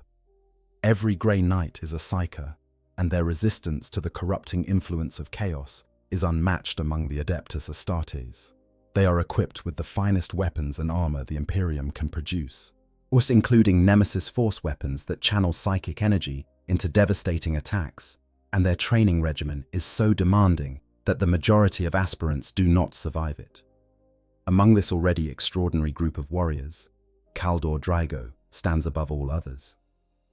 Drygo's career began when, as a simple battle brother, he banished the Daemon Prince Makar the Reborn on the world of Akralem, a feat that typically requires the combined efforts of an entire Grey Knights brotherhood. This accomplishment marked him as exceptional, even by Grey Knight standards, and he rose rapidly through the chapter's ranks. But the event that truly defined Drygo's legend occurred during the Battle of Cornavin, when the demon Primarch Mortarion, the fallen lord of the Death Guard, killed the then-current Supreme Grand Master of the Grey Knights. What happened next is one of the most debated and discussed events in the setting's lore. Drygo, filled with fury at the death of his commander, charged directly at Mortarion. Alone and unaided, he smashed his way through Mortarion's bodyguard of Plague Marines, struck the ancient Primarch to the ground, and carved the name of his fallen predecessor, Geronitan, directly into Mortarion's diseased heart. Let that sink in. A Space Marine, not a Primarch, not a demigod, but a single Space Marine, fought his way through the personal guard of a demon Primarch, a being empowered by one of the 4 Chaos Gods, and inflicted a wound so grievous and humiliating that Mortarion has never forgotten it. To accomplish this, Drygo uttered Mortarion's true name, the name the Emperor had originally intended for his son, but a word of such psychic potency that it shattered the demon Primarch's physical form. This suggests that Drygo's psychic abilities are extraordinary even by Grey Knight standards, placing him in a category that borders on the superhuman, even among superhumans. The Titan Zord he wields, a relic weapon that the Emperor himself allegedly forged during the Unification Wars, must be psychically attuned to each new wielder before its true killing power can be unleashed. And the fact that Drygo has mastered this weapon suggests a depth of psychic talent that is genuinely remarkable. But Drygo's most extraordinary feat is his survival within the realm of chaos itself. After being cursed by Makar the Reborn and eventually dragged into the warp, Drygo has existed within the domain of the Chaos Gods for over a century, fighting an endless battle against the demons that inhabit this nightmare realm. No mortal being should be able to survive in the warp. The very fabric of this dimension is antithetical to human existence, a place where thoughts become reality and reality becomes thought, where the malevolent intelligences of the Chaos Gods reign supreme and all mortal visitors are either corrupted, consumed, or driven irrevocably mad. And yet Drygo persists. He has not been corrupted. He has not been broken. He continues to fight, alone and unaided, against the infinite hordes of chaos. And he has on multiple occasions managed to temporarily return to the material universe to aid his Grey Knights during particularly dire threats. Since the opening of the Great Rift, these returns have become more frequent, as Drygo has appeared alongside his chapter in several major engagements. Some of the Grey Knights' Grand Masters believe that the weakening of the barrier between the warp and real space has allowed Drygo to perceive the needs of his chapter more clearly, while others theorize that the dispersal of chaos forces across dimensions has loosened the bonds that hold him in the warp. Regardless of the reason, Drygo's continued existence and fighting effectiveness after a century or more of solitary warfare in the most hostile environment imaginable is perhaps the single most impressive feat of endurance in the entire setting. Critics of Drygo's lore, and there are many, argue that his feats are so extreme as to be unbelievable even within the flexible boundaries of Warhammer 40,000's narrative. Yet there is a legitimate argument that Drygo was originally written as an overpowered character whose achievements undermine the established power levels of the setting. But the fact remains that his accomplishments are canon. documented in official Games Workshop publications, and subsequent writers have worked to integrate his extraordinary abilities into the broader narrative in ways that feel more earned and less arbitrary. Whether you love him or find him frustrating, Khaldor Drago is, by the official record, one of the most accomplished and dangerous warriors in the entire galaxy. The Demon Primarchs. We have already touched on Angron and Horus in their mortal forms, but the Demon Primarchs deserve their own consideration as a category, because the transformation from mortal Primarch to Demon Prince fundamentally changes the scale of power we are discussing. In the current timeline of Warhammer 40,000, 4 Demon Primarchs are known to be active: Magnus the Red, Mortarion, Angron, and Fulgrim. Each has been elevated by their respective patron, Chaos God, receiving a portion of that god's power in exchange for their eternal servitude. Magnus the Red, Demon Primarch of Tzeentch, is arguably the most powerful Psyker among the Primarchs, rivaled only by the Emperor himself. Even before his fall to Chaos, Magnus possessed psychic abilities that dwarfed those of his brothers, including the power to project his consciousness across vast distances, reshape reality through force of will, and perceive the threads of fate with a clarity that alarmed even the Emperor. His transformation into a Demon Prince of Tzeentch amplified these already extraordinary abilities to a degree that is genuinely frightening. As a Demon Prince, Magnus can command sorceries that alter the fundamental laws of physics in his vicinity, summon legions of demons with a gesture, and manipulate the warp with a precision and power that makes him one of the most dangerous beings in the galaxy. Magnus led the catastrophic attack on Fenris, the homeworld of the Space Wolves, during the current era, and later participated in the assault on Sortiarius, demonstrating psychic abilities of terrifying scope. His mastery of the warp is so complete that he can create warp rifts, reshape terrain on a planetary scale, and project psychic attacks that can destroy entire formations of space marines. In terms of raw psychic power, Magnus is almost certainly the strongest of the Demon Primarchs, and may be the most powerful individual Psyker in the galaxy, aside from the Emperor himself. Mortarion, the Demon Primarch of Nurgle, represents a different kind of threat. Where Magnus overwhelms through psychic devastation, Mortarion embodies the relentless, grinding inevitability of decay. He is nearly impossible to permanently destroy, sustained by Nurgle's power of regeneration and entropy, and his mere presence can spread plagues and diseases that devastate entire populations. Mortarion is not the most skilled fighter among the Demon Primarchs, nor is he the most psychically powerful, but he is perhaps the hardest to put down. A being whose connection to the grandfather of plagues ensures that no matter how badly he is wounded, he will always return. Fulgrim, the Demon Primarch of Slaanesh, has recently returned to the forefront of the setting with a new model and updated lore. Before his fall, Fulgrim was one of the most skilled swordsmen among the Primarchs, a warrior whose pursuit of perfection in all things made him a devastatingly precise and effective combatant. His transformation into a serpentine demon prince of Slaanesh has only enhanced these qualities, adding speed, agility, and sensory abilities that make him one of the most dangerous opponents any warrior could face in single combat. Fulgrim's weapons and fighting style are designed to exploit the weaknesses of his opponents with surgical precision, and his connection to Slaanesh grants him access to psychic abilities that can overwhelm the senses and cloud the minds of those who face him. Together, both the 4 active Demon Primarchs represent one of the most dangerous collections of individual warriors in the galaxy. Each is a being of godlike power, sustained by the inexhaustible energies of the warp and equipped with abilities that can devastate armies. They can only be banished from the material universe, not truly killed, and even banishment is a temporary setback, as they will eventually reconstitute in the warp and return to plague the galaxy once more. In terms of raw power, the Demon Primarchs collectively represent one of the greatest threats the Imperium faces, and any one of them alone is capable of conquering entire star systems. The Swarm Lord and the Tyrannid Menace. Now let us turn to something completely alien, something that does not fight for glory or power or the favor of dark gods, but for a purpose so fundamentally different from anything we have discussed so far that it challenges the very concept of what a warrior is. The Tyranids are a species, or perhaps more accurately a phenomenon, that exists for one purpose: consumption.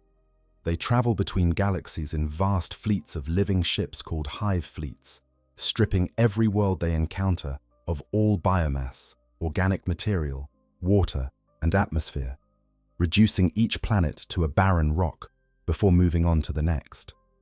They are guided by a vast psychic intelligence called the hive mind, an entity of such overwhelming presence that it casts a shadow in the warp that has been compared to the Emperor's own psychic beacon, but infinitely more alien and infinitely more hungry. Among the countless billions of Tyranid bioforms that comprise the hive fleets, one stands above all others as the most dangerous individual warrior the species has ever produced. The Swarm Lord is a unique Tyranid organism, a hive tyrant of extraordinary size and intelligence that serves as the hive mind's supreme battlefield commander. Unlike other Tyranid creatures, which are biomass templates that can be replicated infinitely, the Swarm Lord is believed to be a singular consciousness, one that the hive mind reforms and redeploys whenever a particularly challenging military situation requires its direct attention. The Swarm Lord's combat abilities are extraordinary by any standard.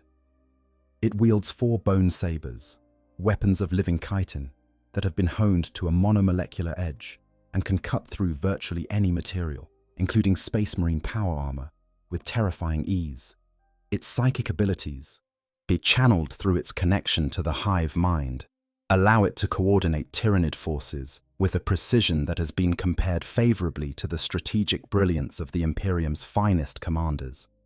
And its physical capabilities, the speed, strength, and durability of a creature designed by millions of years of evolutionary warfare, make it one of the most dangerous melee combatants in the galaxy.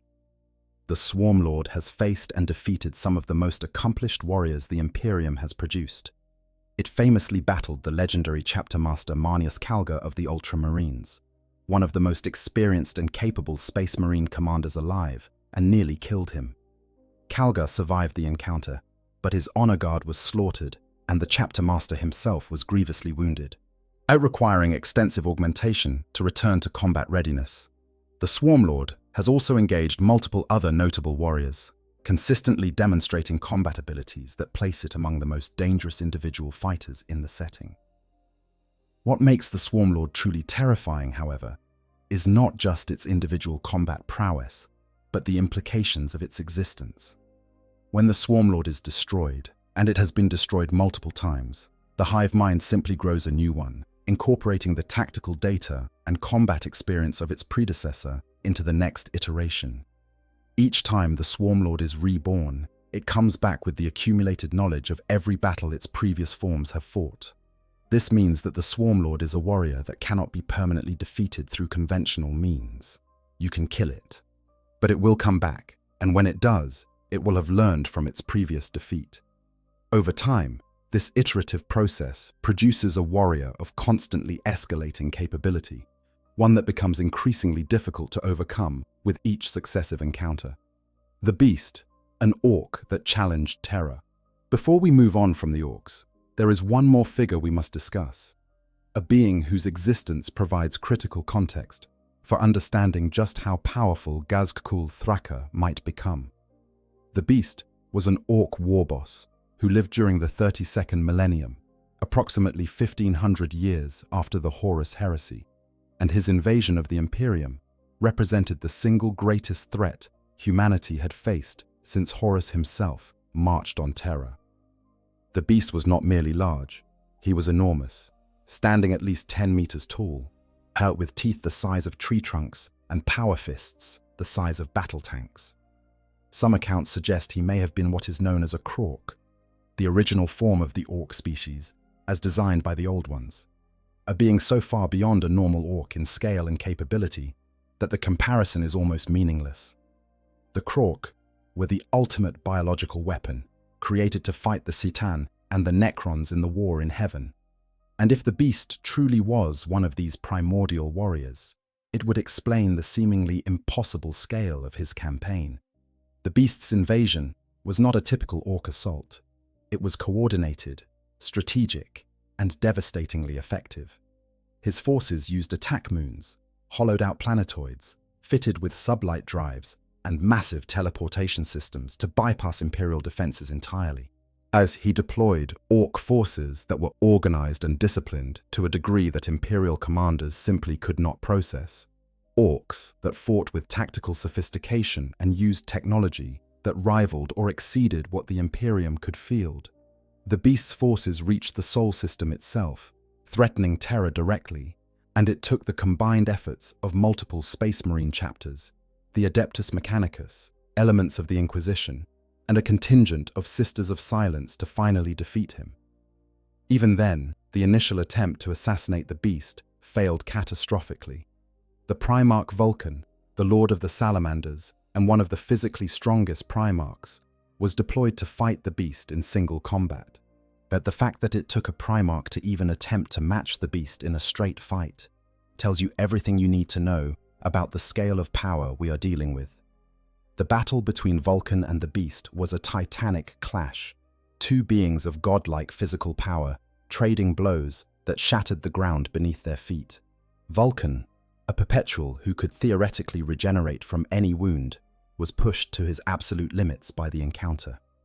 The beast's eventual defeat required multiple assassination attempts and the sacrifice of countless warriors, including entire chapters of Space Marines that were effectively wiped out in the fighting.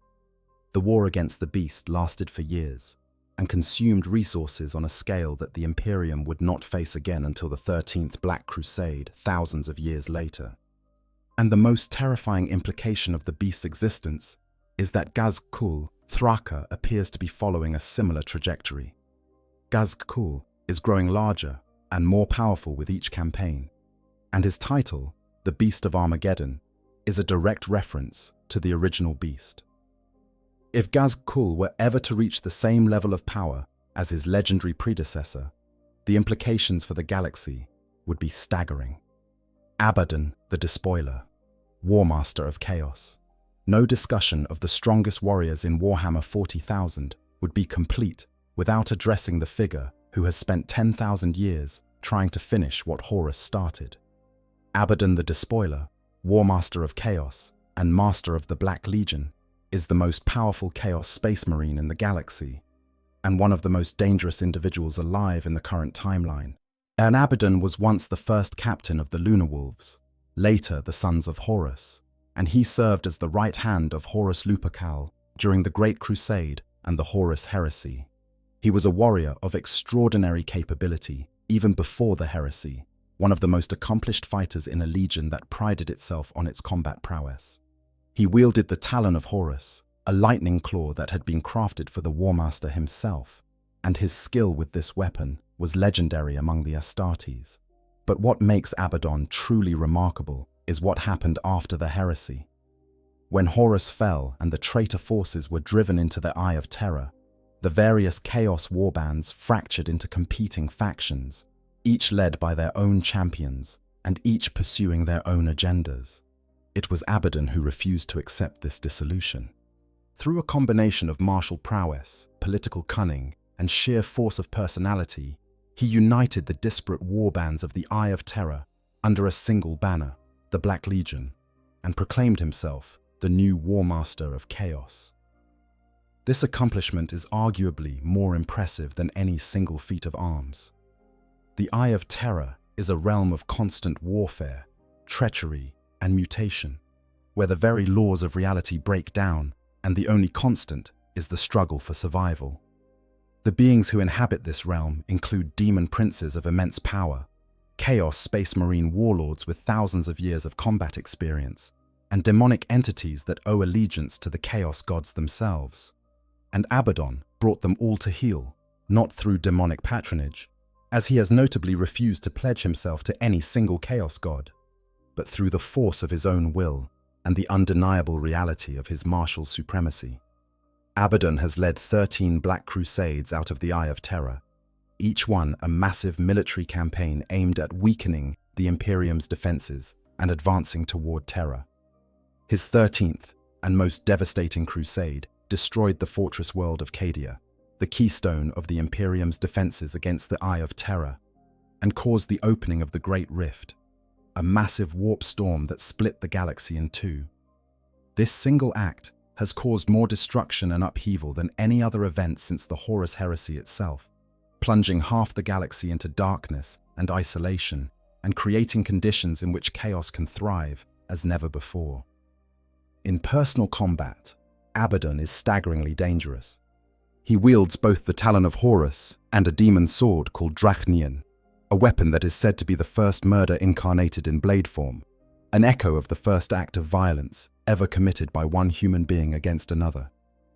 Drachnien can cut through virtually any material and disrupts the very fabric of reality when it strikes, making it one of the most devastating melee weapons in the entire setting. Combined with Abaddon's millennia of combat experience, his Terminator armor, and the subtle blessings of all four Chaos gods, who support him even though he is not formally pledged to any of them, Abaddon is a warrior who can challenge virtually any opponent in the galaxy. But what makes Abaddon particularly significant in the context of our discussion is the argument that he may be more dangerous than even the demon Primarchs in practical terms. The demon Primarchs are beings of incredible power, but they are also slaves to their patron gods, limited by the specific obsessions and agendas of the entities they serve. Angron can only rage, Magnus can only scheme, Mortarion can only spread plague, Fulgrim can only pursue sensation. Abaddon is beholden to none of them. He uses chaos as a tool, drawing upon its power without surrendering his will to it. And this independence allows him to pursue strategic objectives with a clarity that the demon Primarchs simply cannot match.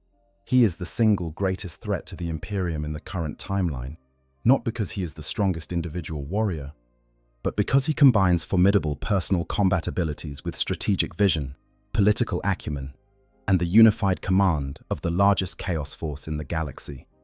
Sigismund, the Emperor's champion.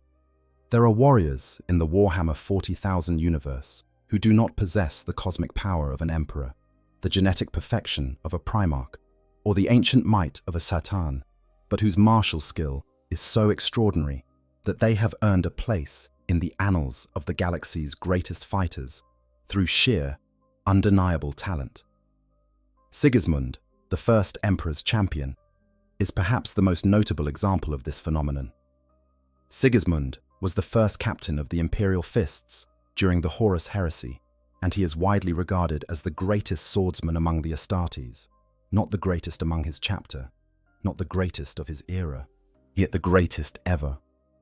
Even Primarchs acknowledged his skill with a blade, and his record of single combat victories is one of the most impressive in the entire history of the Space Marines.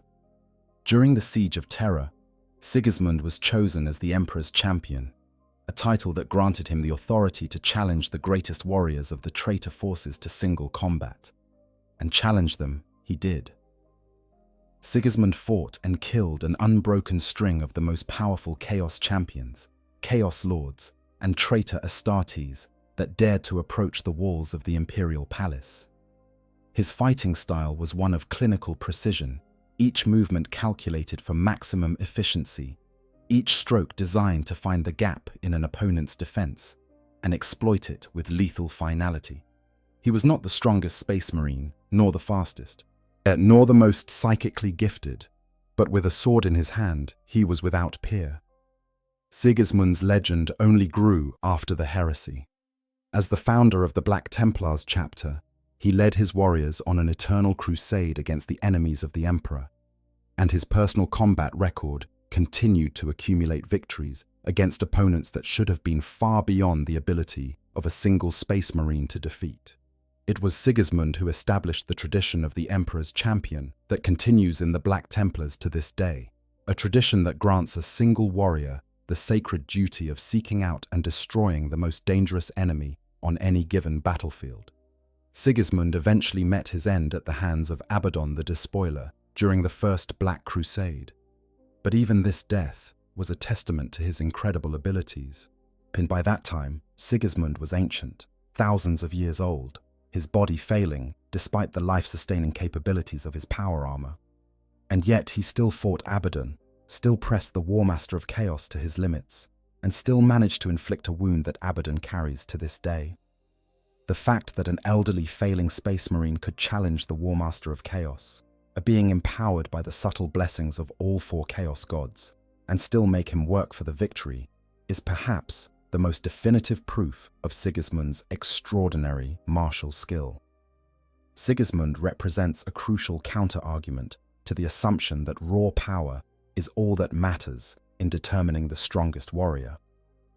He was not the most powerful being on any battlefield he ever walked, but his skill, his discipline, and his unwavering dedication to the art of the blade made him more dangerous than many opponents who vastly outmatched him in terms of raw capability.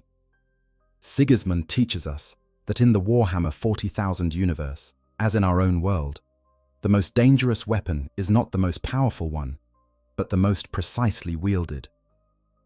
Commander Farsight and the Tau exception.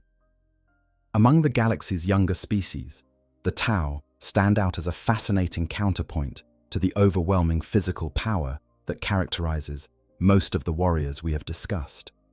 The Tau are a species that, by comparison to Space Marines, Primarchs, Orcs, and Aeldari, are physically unremarkable.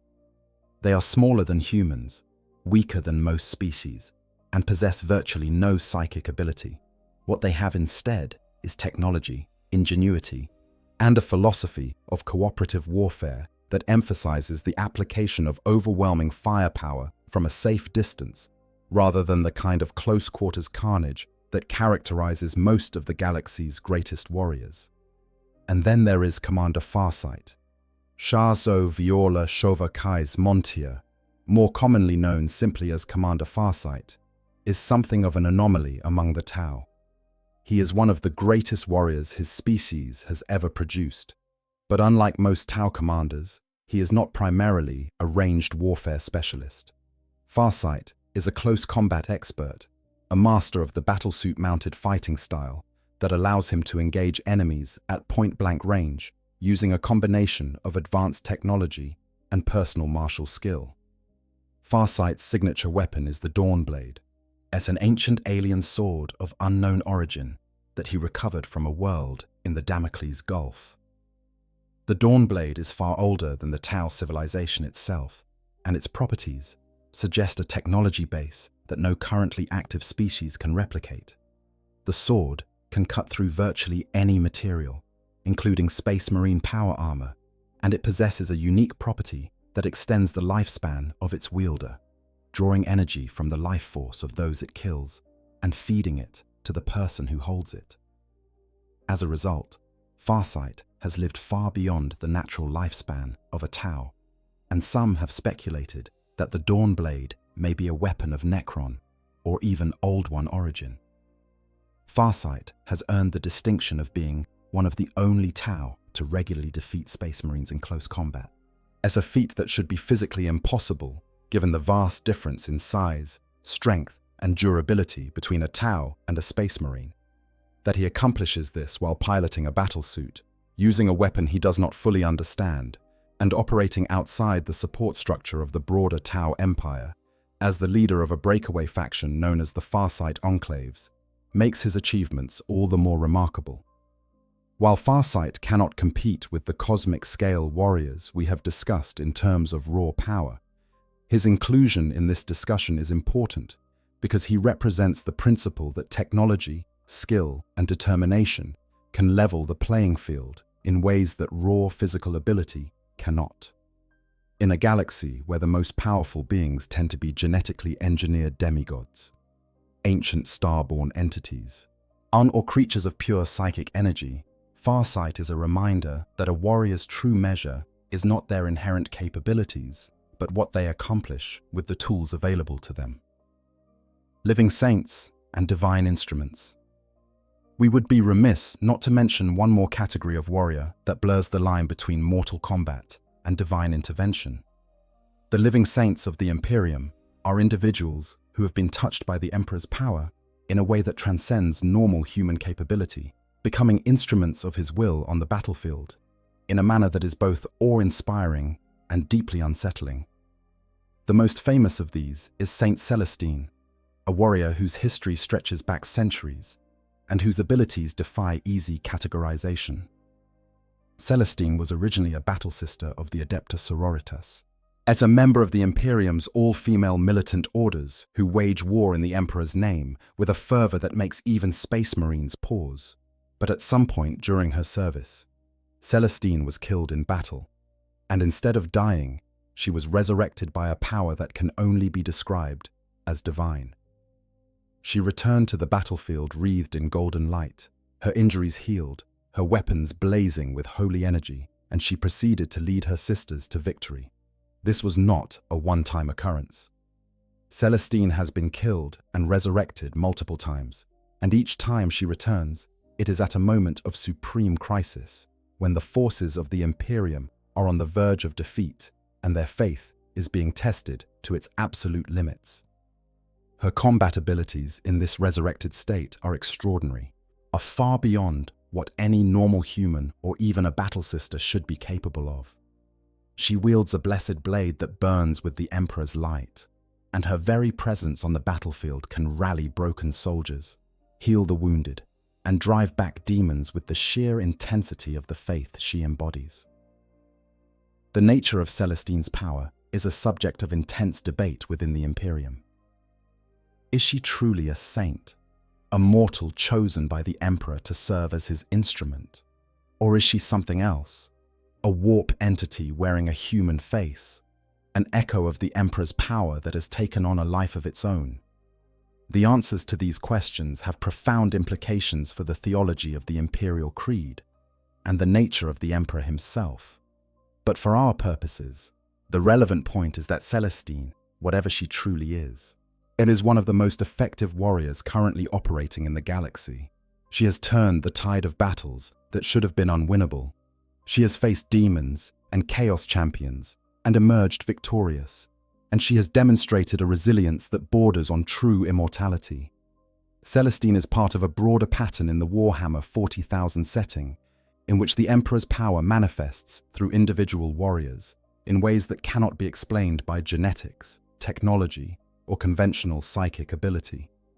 The Legion of the Damned, ghostly space marines who appear on battlefields where Imperial forces face extinction and fight with a ferocity that turns the tide before vanishing as mysteriously as they appeared, may be another manifestation of this phenomenon. The Sanguinor, in a mysterious golden-armored warrior who appears during the Blood Angel's darkest hours, is almost certainly connected to the legacy of Sanguinius and the Emperor's power. These beings exist in a twilight zone between the material and the spiritual, and their combat abilities, while impossible to quantify in the same way as a Primarch's or a Khitan's, are no less impressive for their mystical nature. The Chaos Champions and Demon Princes. Beyond the Demon Primarchs, the forces of Chaos produce warriors of extraordinary individual power. The Chaos Gods constantly seek out mortal champions to advance their agendas in the material universe, and the rewards they offer for success are commensurate with the scale of destruction they expect. A mortal warrior who catches the eye of a Chaos God and proves worthy of their attention can be elevated through successive gifts of mutation, power, and supernatural ability, until they become something far more than human, a being that straddles the line between mortality and divinity.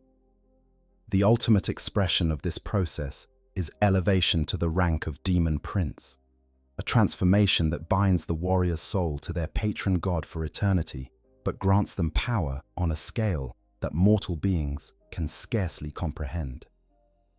Demon Princes are not merely powerful fighters, they are living conduits of chaos energy, beings whose very presence warps reality, and whose abilities can include anything from psychic devastation to physical transformation to the corruption of matter and spirit.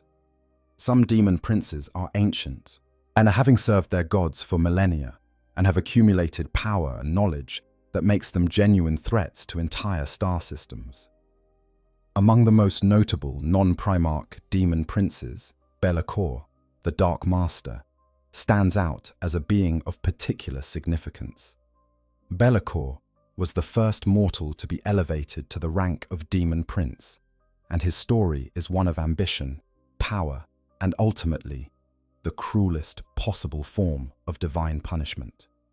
Be'lakor was so successful in his service to the Chaos Gods that all four of them claimed him as their champion, a situation that should have made him the most powerful demon prince in existence.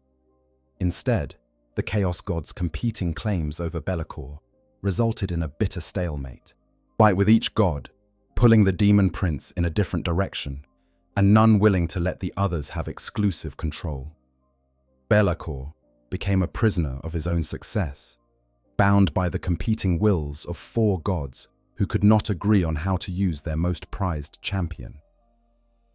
Despite this limitation, Be'lakor is a being of enormous power. He has manipulated events across the galaxy for millennia, orchestrating conflicts that serve his own ends while appearing to serve the Chaos Gods. He has faced and defeated armies, heroes, and monsters, and his combat abilities are formidable enough to challenge even the most powerful mortal warriors. His story is a cautionary tale about the nature of power in the Warhammer 40,000 universe, that the greatest gift can become the greatest curse, and that those who seek to use chaos as a tool will inevitably discover that chaos uses them. Kharn the Betrayer is another chaos warrior who deserves mention, not because he possesses the cosmic power of a demon prince, but because his combat record is one of the most astonishing in the entire setting. Kharn was the equerry to Angron during the Horus Heresy, the closest thing the rage-maddened Primarch had to a friend, and his descent into madness paralleled his father's.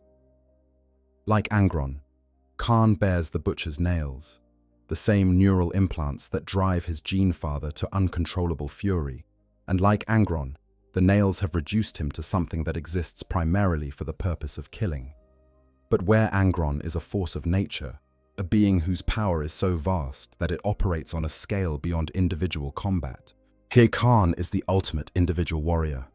He has been fighting continuously for over 10,000 years, and his kill count is so astronomically high that it has become a literal number branded on a counter mounted in his armor. The blood god Khorne has blessed Kharn with supernatural resilience and strength, but these gifts are almost secondary to the sheer volume of combat experience Kharn has accumulated over the millennia. He has fought every type of enemy the galaxy has to offer, from space marines to tyrannids to fellow chaos warriors, and he has survived encounters that would have killed virtually any other individual in the setting. Kharn's most infamous characteristic is his tendency to kill his own allies as enthusiastically as he kills his enemies. During the Battle of Skalathrax, yes, it was Kharn who shattered the World Eater's Legion by attacking his own battle brothers during a ceasefire, unable to stop killing even when there were no enemies left to fight. The Butcher's nails drove him into a frenzy that consumed ally and foe alike, and this act of indiscriminate violence permanently fragmented the World Eaters into the disparate warbands they remain to this day. For this, he earned the title, the Betrayer, though Kharn himself would likely not understand the term. In his mind, there is only the next kill, the next moment of blood-soaked violence that temporarily silences the screaming of the nails. The weight of 10,000 years. One of the aspects that makes the question of the strongest warrior in Warhammer 40,000 so fascinating is the sheer timescale over which these beings have been fighting. The current era of the setting, the 41st and now 42nd Millennium, exists at the tail end of 10,000 years of continuous warfare. The Imperium has been at war for its entire existence, and many of the warriors we have discussed have been fighting for centuries or even millennia. Consider what this means in practical terms. A space marine who has served for 500 years has more combat experience than every human warrior who ever lived on our Earth combined. A Chaos Space Marine who has been fighting in the Eye of Terror for 10,000 years has accumulated a depth of martial knowledge that is genuinely beyond comprehension. A being like the Swarmlord, who retains the combat data from every previous incarnation, possesses a database of tactical experience that spans millions of years and countless engagements across the galaxy. This accumulated experience is itself a form of power. A warrior who has fought every type of enemy, who has seen every tactic and every strategy, who has survived situations that would have killed less experienced combatants 1,000 times over, possesses something that cannot be measured in terms of raw strength or psychic ability. They possess knowledge, and in the Warhammer 40,000 universe, knowledge is one of the most dangerous weapons of all. It is this accumulated knowledge that makes beings like Valdor, Sigismund, and the Phoenix Lords so dangerous despite their relatively modest power levels compared to the gods and demigods at the top of the hierarchy. A being who has spent 10,000 years perfecting their craft, who has refined their technique through millions of individual combats, or who has learned to read an opponent's intentions before they act and to exploit their weaknesses with surgical precision, can overcome opponents who vastly outmatch them in terms of raw power. And in a galaxy where the greatest warriors often possess both extraordinary power and extraordinary experience, the combination is terrifying. This is also why the return of the Primarchs, the reawakening of the Necrons, and the growing power of the Tyrannid hive mind are all such significant events in the current narrative. Each of these developments introduces beings of enormous individual power back into a galaxy that has been struggling to survive in their absence. The Lion L. Johnson, freshly awakened after 10,000 years of slumber, brings with him the strategic brilliance and combat prowess of a Primarch, combined with whatever changes his long sleep may have wrought upon his body and mind.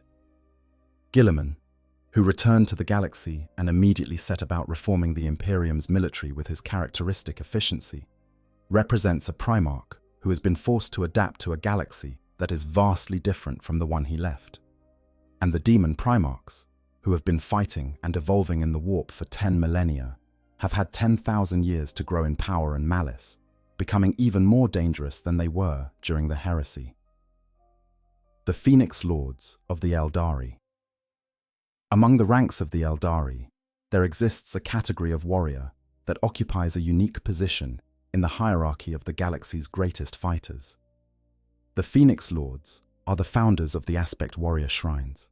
As the ancient heroes who first codified the different martial disciplines that the Eldari use to channel their emotions into focused combat roles. They are not gods, though they are sometimes revered as such. They are not immortal in the conventional sense, though they have endured for millennia. They are something stranger, more tragic, and in many ways more terrifying than either. Each Phoenix Lord was once a living Eldari warrior who mastered a particular aspect of war so completely that their personality, their skills, and their essence became permanently imprinted on their armor.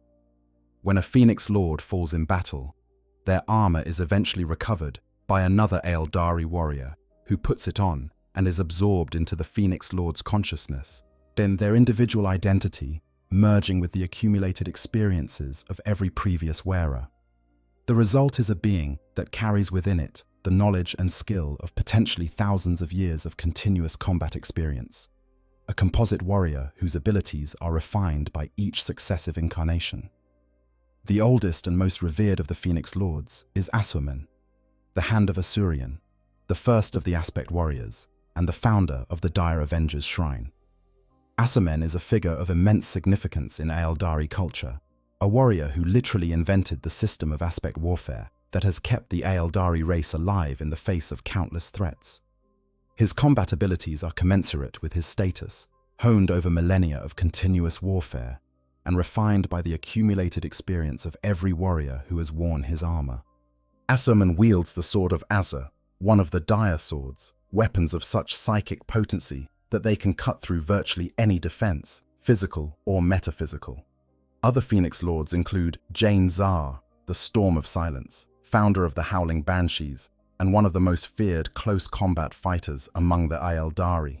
Jane Zar's speed is so extraordinary that she can strike multiple times before an opponent can complete a single defensive movement, and her psychic scream can paralyze enemies with terror. leaving them helpless before her blade. Corandras, the Shadow Hunter, is the Phoenix Lord of the Striking Scorpions, a master of stealth and ambush who can appear from nowhere, strike with devastating precision, and vanish before the enemy can respond. Morgan Ra, the Harvester of Souls, is the Phoenix Lord of the Dark Reapers, and he represents perhaps the most dramatic demonstration of what a Phoenix Lord is capable of. When the craft world Al-Tansar was swallowed by the Eye of Terror, consumed by the warp, Morgan Ra single-handedly fought his way into the hellish dimension of chaos and led the surviving Aeldari of Al-Tansar back to safety. This feat, fighting alone through the very realm of the Chaos Gods and emerging victorious on the other side, places Morgan Ra in the same conversation as Kaldor Drygo in terms of surviving and thriving in the most hostile environment imaginable. The Phoenix Lords, as a collective, represent one of the most impressive groups of individual warriors in the galaxy. Each one is a master of their particular form of warfare, refined over millennia of continuous practice and experience. And while they may not possess the raw power of a Primarch or the cosmic scale of a Titan, their combination of skill, experience, and the unique nature of their existence makes them formidable opponents for virtually any warrior in the galaxy. The Silent King and the Necron Lords. The Necrons, the ancient robotic warriors who once served the Catan as soldiers in the war in heaven, possess their own champions of extraordinary power. Chief among them is Sarek, the Silent King, the ruler of the Necron Empire, who led the rebellion against the Satan and then, consumed by guilt for what he had done to his people, in agreeing to the process of biotransference that stripped them of their mortal bodies, exiled himself to the void between galaxies for millions of years. The Silent King has recently returned to the galaxy, drawn back by the growing threat of the Tyranid hive fleets, and his return has sent shockwaves through every faction. Sarek is not merely a political leader. He is a warrior of immense personal capability, equipped with technology that the Imperium cannot even begin to comprehend. His command barge, the Dais of Dominion, is a mobile throne of war that carries weapons capable of devastating entire formations of enemy troops, and his personal armaments include devices that can slice through reality itself. But the Silent King's true power lies not in his personal combat abilities, but in his authority over the Necron Empire. He commands technologies that can manipulate time, space, matter, and energy on scales that make Imperial technology look primitive by comparison. Necron weapons can strip the atoms from living beings, yet their shields can absorb virtually any attack, and their bodies are made of living metal that repairs itself from damage with disturbing efficiency. The most advanced Necron Lords, the Pharaons and Overlords who rule individual dynasties, are equipped with personal defense technologies that can phase them out of reality entirely, making them temporarily invulnerable to any physical attack. Among the most notable individual Necron warriors is Trazyn the Infinite, the Archaeon of Solemnak, though he is more collector than combatant. More relevant to our discussion is the Stormlord, Imhotep, the ruler of the Sautek dynasty, and perhaps the most brilliant military strategist among the Necrons. Imhotep has defeated armies of space marines, orc hordes, and even Tyranid swarms through his extraordinary tactical acumen, and his personal combat abilities are formidable enough to challenge virtually any individual opponent. The verdict, or the absence of one. And so we come to the final stretch of our journey through the ranks of the galaxy's most devastating warriors. We have walked with beings of cosmic power and warriors of mortal craft, with gods who feast on stars and soldiers who hold the line with nothing but courage and a rifle. And the question that started us on this path remains, hanging in the air like the smoke from 1,000 battlefields. Who is the strongest warrior in Warhammer 40,000? But before we attempt an answer, let us take a moment to consider one more aspect of this question that often gets overlooked: the nature of the setting itself. and what it means to be strong in a universe where strength takes so many different forms. The nature of power. In the 41st millennium, power in Warhammer 40,000 is not a ladder with clearly defined rungs. It is more like an ocean, vast and deep and filled with currents that can carry even the mightiest swimmer to unexpected places. The Emperor of Mankind is the most powerful psyker in the galaxy, but he was nearly killed by his own son. The Satan were the most powerful physical entities in the galaxy, but they were shattered by the Necrons, beings they had created. Horus was the greatest warrior of his age, but he was destroyed by a father he believed he had surpassed. And in the current era, the greatest threats to the galaxy come not from any single warrior, but from the sheer, grinding weight of entropy, the slow decay of the Imperium's infrastructure, the relentless advance of the Tyranid hive fleets, and the insidious spread of chaos corruption through the cracks in reality. This is by design. The creators of Warhammer 40,000 have deliberately built a setting in which no single entity is truly supreme. The Emperor is immensely powerful, but he is also imprisoned and possibly dying. The Chaos Gods are virtually omnipotent within their own realm, but they are so consumed by their eternal rivalries that they can never fully coordinate against the material universe. The Necrons possess the most advanced technology in the galaxy, but their empire is fragmented, and their greatest leaders are still awakening from millions of years of hibernation. The Tyranids may be the most numerous threat, but they have only just begun to arrive in the Milky Way, and the main body of their fleet is still in the void between galaxies. This balance of power, this perpetual stalemate between forces that could each individually destroy the galaxy if left unchecked, is what gives the setting its enduring appeal. There are no easy answers, no simple solutions, and no warrior strong enough to save the galaxy single-handedly. The strongest warrior in Warhammer 40,000 is not a character, but a concept. The idea that in a universe of infinite war, the will to keep fighting is the most powerful weapon of all.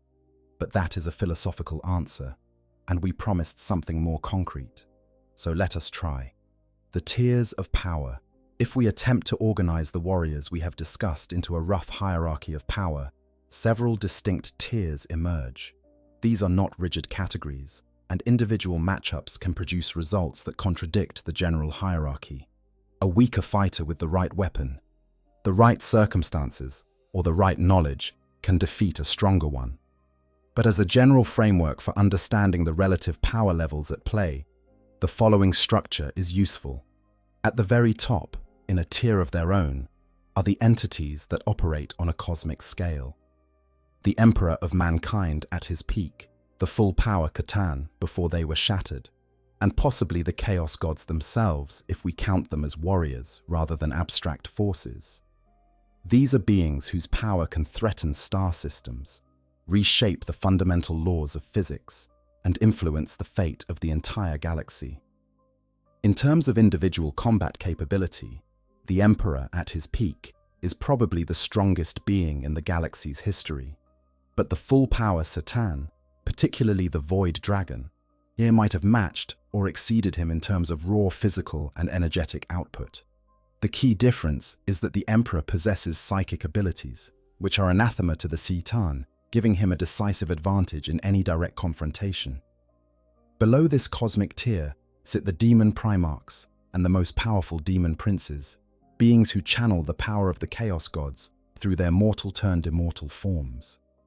Demon Primarch Magnus the Red, with his mastery of warp sorcery, is probably the most powerful individual in this tier, though Angron in close combat and Mortarion in terms of sheer resilience would challenge him in their respective specialties. The Chaos-empowered Horus, during the Siege of Terra, also belongs in this tier, as do the most ancient and powerful demon princes, like Be'lakor. These beings can devastate armies, reshape battlefields, and challenge even the greatest mortal warriors. But they are ultimately subordinate to the Chaos Gods and can be banished back to the warp by sufficiently powerful opposition. The next tier down includes the mortal Primarchs at their peak, the most powerful Satan shards, and certain other exceptional beings. Sanguinius, Horus, before his corruption, Lion L. Johnson, Angron with the butcher's nails, Lehman Russ, and the other top-tier Primarch fighters all belong here. So do the most powerful Satan shards, fragments of the original star gods that retain enough power to challenge planetary-scale threats. The Swarm Lord, in its most powerful incarnation, the beast at the height of the Orc invasion, and possibly Ghazghkull Thraka, if he continues to grow in power, also fit in this tier. And below the Primarchs and their equivalents sit the elite warriors of the galaxy, beings who are formidable enough to challenge the tier above in favorable circumstances, but who cannot match them consistently. Constantin Valdor and the greatest custodians belong here, as do the Phoenix Lords of the Aiel Dari, Kaldor Drygo of the Grey Knights, Abaddon the Despoiler, and the most accomplished individual champions of each faction. Sigismund in his prime, the Harlequin Solitaires, Living Saint Celestine, and Commander Farsight with the Dawn Blade, all occupy this tier. These are warriors who can, under the right circumstances, punch above their weight class, defeating opponents who should theoretically be their superiors through skill, determination, special weapons, or situational advantages. And below this elite tier stretches the vast majority of the galaxy's warriors, from veteran Space Marine captains to Orc war bosses to Tyranid hive tyrants to Tau commanders to the countless other fighters who make up the rank and file of the galaxy's endless wars. Each of these is, by any mortal standard, an extraordinary combatant. A veteran Space Marine has centuries of combat experience, enhanced biology, and equipment that makes him a walking tank. An Orc war boss is a mountain of muscle and fury that can shrug off wounds that would kill a human. A hive tyrant is a perfectly evolved killing machine guided by the vast intelligence of the hive mind, but none of them can consistently match the elite warriors above them, let alone the demigods and cosmic entities at the top of the hierarchy. The strongest warrior. And a final answer. So with all of this context, with all of these tiers and categories and caveats firmly in mind, who is the strongest warrior in Warhammer 40,000? The honest answer is that there is no single answer, because the question itself is flawed. Strength in the 41st millennium is not a single axis. It is a vast, multi-dimensional spectrum that encompasses physical power, psychic ability, martial skill, strategic intelligence, durability, versatility, and a dozen other factors that resist simple comparison. The Emperor of Mankind is the most powerful Psyker in the galaxy, but he is trapped on the Golden Throne and cannot take the field as a warrior in any conventional sense. The Satan are beings of cosmic power that can threaten star systems, but they have been shattered into fragments and imprisoned by the Necrons. Sanguinius may have been the greatest martial artist among the Primarchs, but he is dead. Demon Primarch Angron may be the most devastating close combat fighter in the galaxy, but the Butcher's nails prevent him from using his power with any strategic purpose.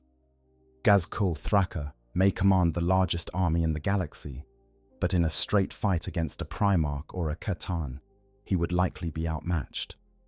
Each of these beings is the strongest in their particular category. The Emperor is the strongest Psyker. The Satan are the strongest cosmic entities. The Primarchs are the strongest genetically engineered warriors. The Swarm Lord is the strongest adaptive fighter. Kaldor Drygo is the strongest demon hunter. Ghazghkull is the strongest orc. The Phoenix Lords are the strongest through accumulated experience. And each of them would argue that, if they were inclined to argue such things, that their particular form of strength is the one that matters most. But if we must choose, if we must name a single being as the strongest warrior in Warhammer 40,000, then the answer, reluctantly, and with all the caveats that such a declaration demands, is the Emperor of Mankind. Not because he is the most skilled fighter, or the most physically powerful, or even the most dangerous in a straight combat scenario, but because his power operates on a scale that encompasses all other forms of strength. He is the most powerful psyker in human history. He created the Primarchs, the greatest warriors the galaxy has ever seen. He defeated a Satan in single combat. He holds back the Chaos Gods through sheer force of will, and even in his current diminished state, yet his influence shapes the fate of the entire galaxy. The Emperor is the strongest warrior in Warhammer 40,000, not because he can beat everyone else in a fight, but because without him, there would be no fight at all. The Astronomicon would go dark. The barrier against chaos would fall. Humanity would be consumed by the very forces that the Emperor has held at bay for over 10,000 years. In the truest sense, the Emperor's strength is the strength that makes all other strength possible. He is the foundation upon which the entire edifice of the Imperium rests, and if that foundation ever crumbles, everything built upon it will come crashing down. But here is the thing about Warhammer 40,000 that makes it so endlessly fascinating. The answer could change. The setting is alive, constantly evolving, as with new stories being told and new heroes and villains emerging to challenge the established order. The Lion has returned. Guilliman walks the galaxy once more. The Satan may yet be reassembled. The Swarmlord grows stronger with each defeat, and somewhere in the depths of the warp, the Chaos Gods plot and scheme, nurturing champions of their own who may one day rise to challenge even the Emperor's supremacy. In the grim darkness of the far future, there is only war, and in a universe defined by eternal conflict, the question of who is the strongest warrior is never truly answered. It is merely asked again and again and again, each time with new combatants and new stakes, each time with the fate of the galaxy hanging in the balance. That is the beauty and the horror of Warhammer 40,000, that in a galaxy of infinite war, a strength is never enough. There is always something stronger lurking in the darkness, waiting for its moment to strike. And the warriors who stand against that darkness, whether they are god emperors on golden thrones or single soldiers holding the line against impossible odds, are all, in their own way, the strongest warriors in the galaxy, because they choose to fight. And in a universe that offers only war, the choice to fight is the most powerful weapon of all. If you enjoyed this deep dive into the most powerful warriors in Warhammer 40,000, do me a favor and hit that like button. It helps the channel more than you know, and it lets me know you want more content like this. And if you are not already subscribed, consider joining the community.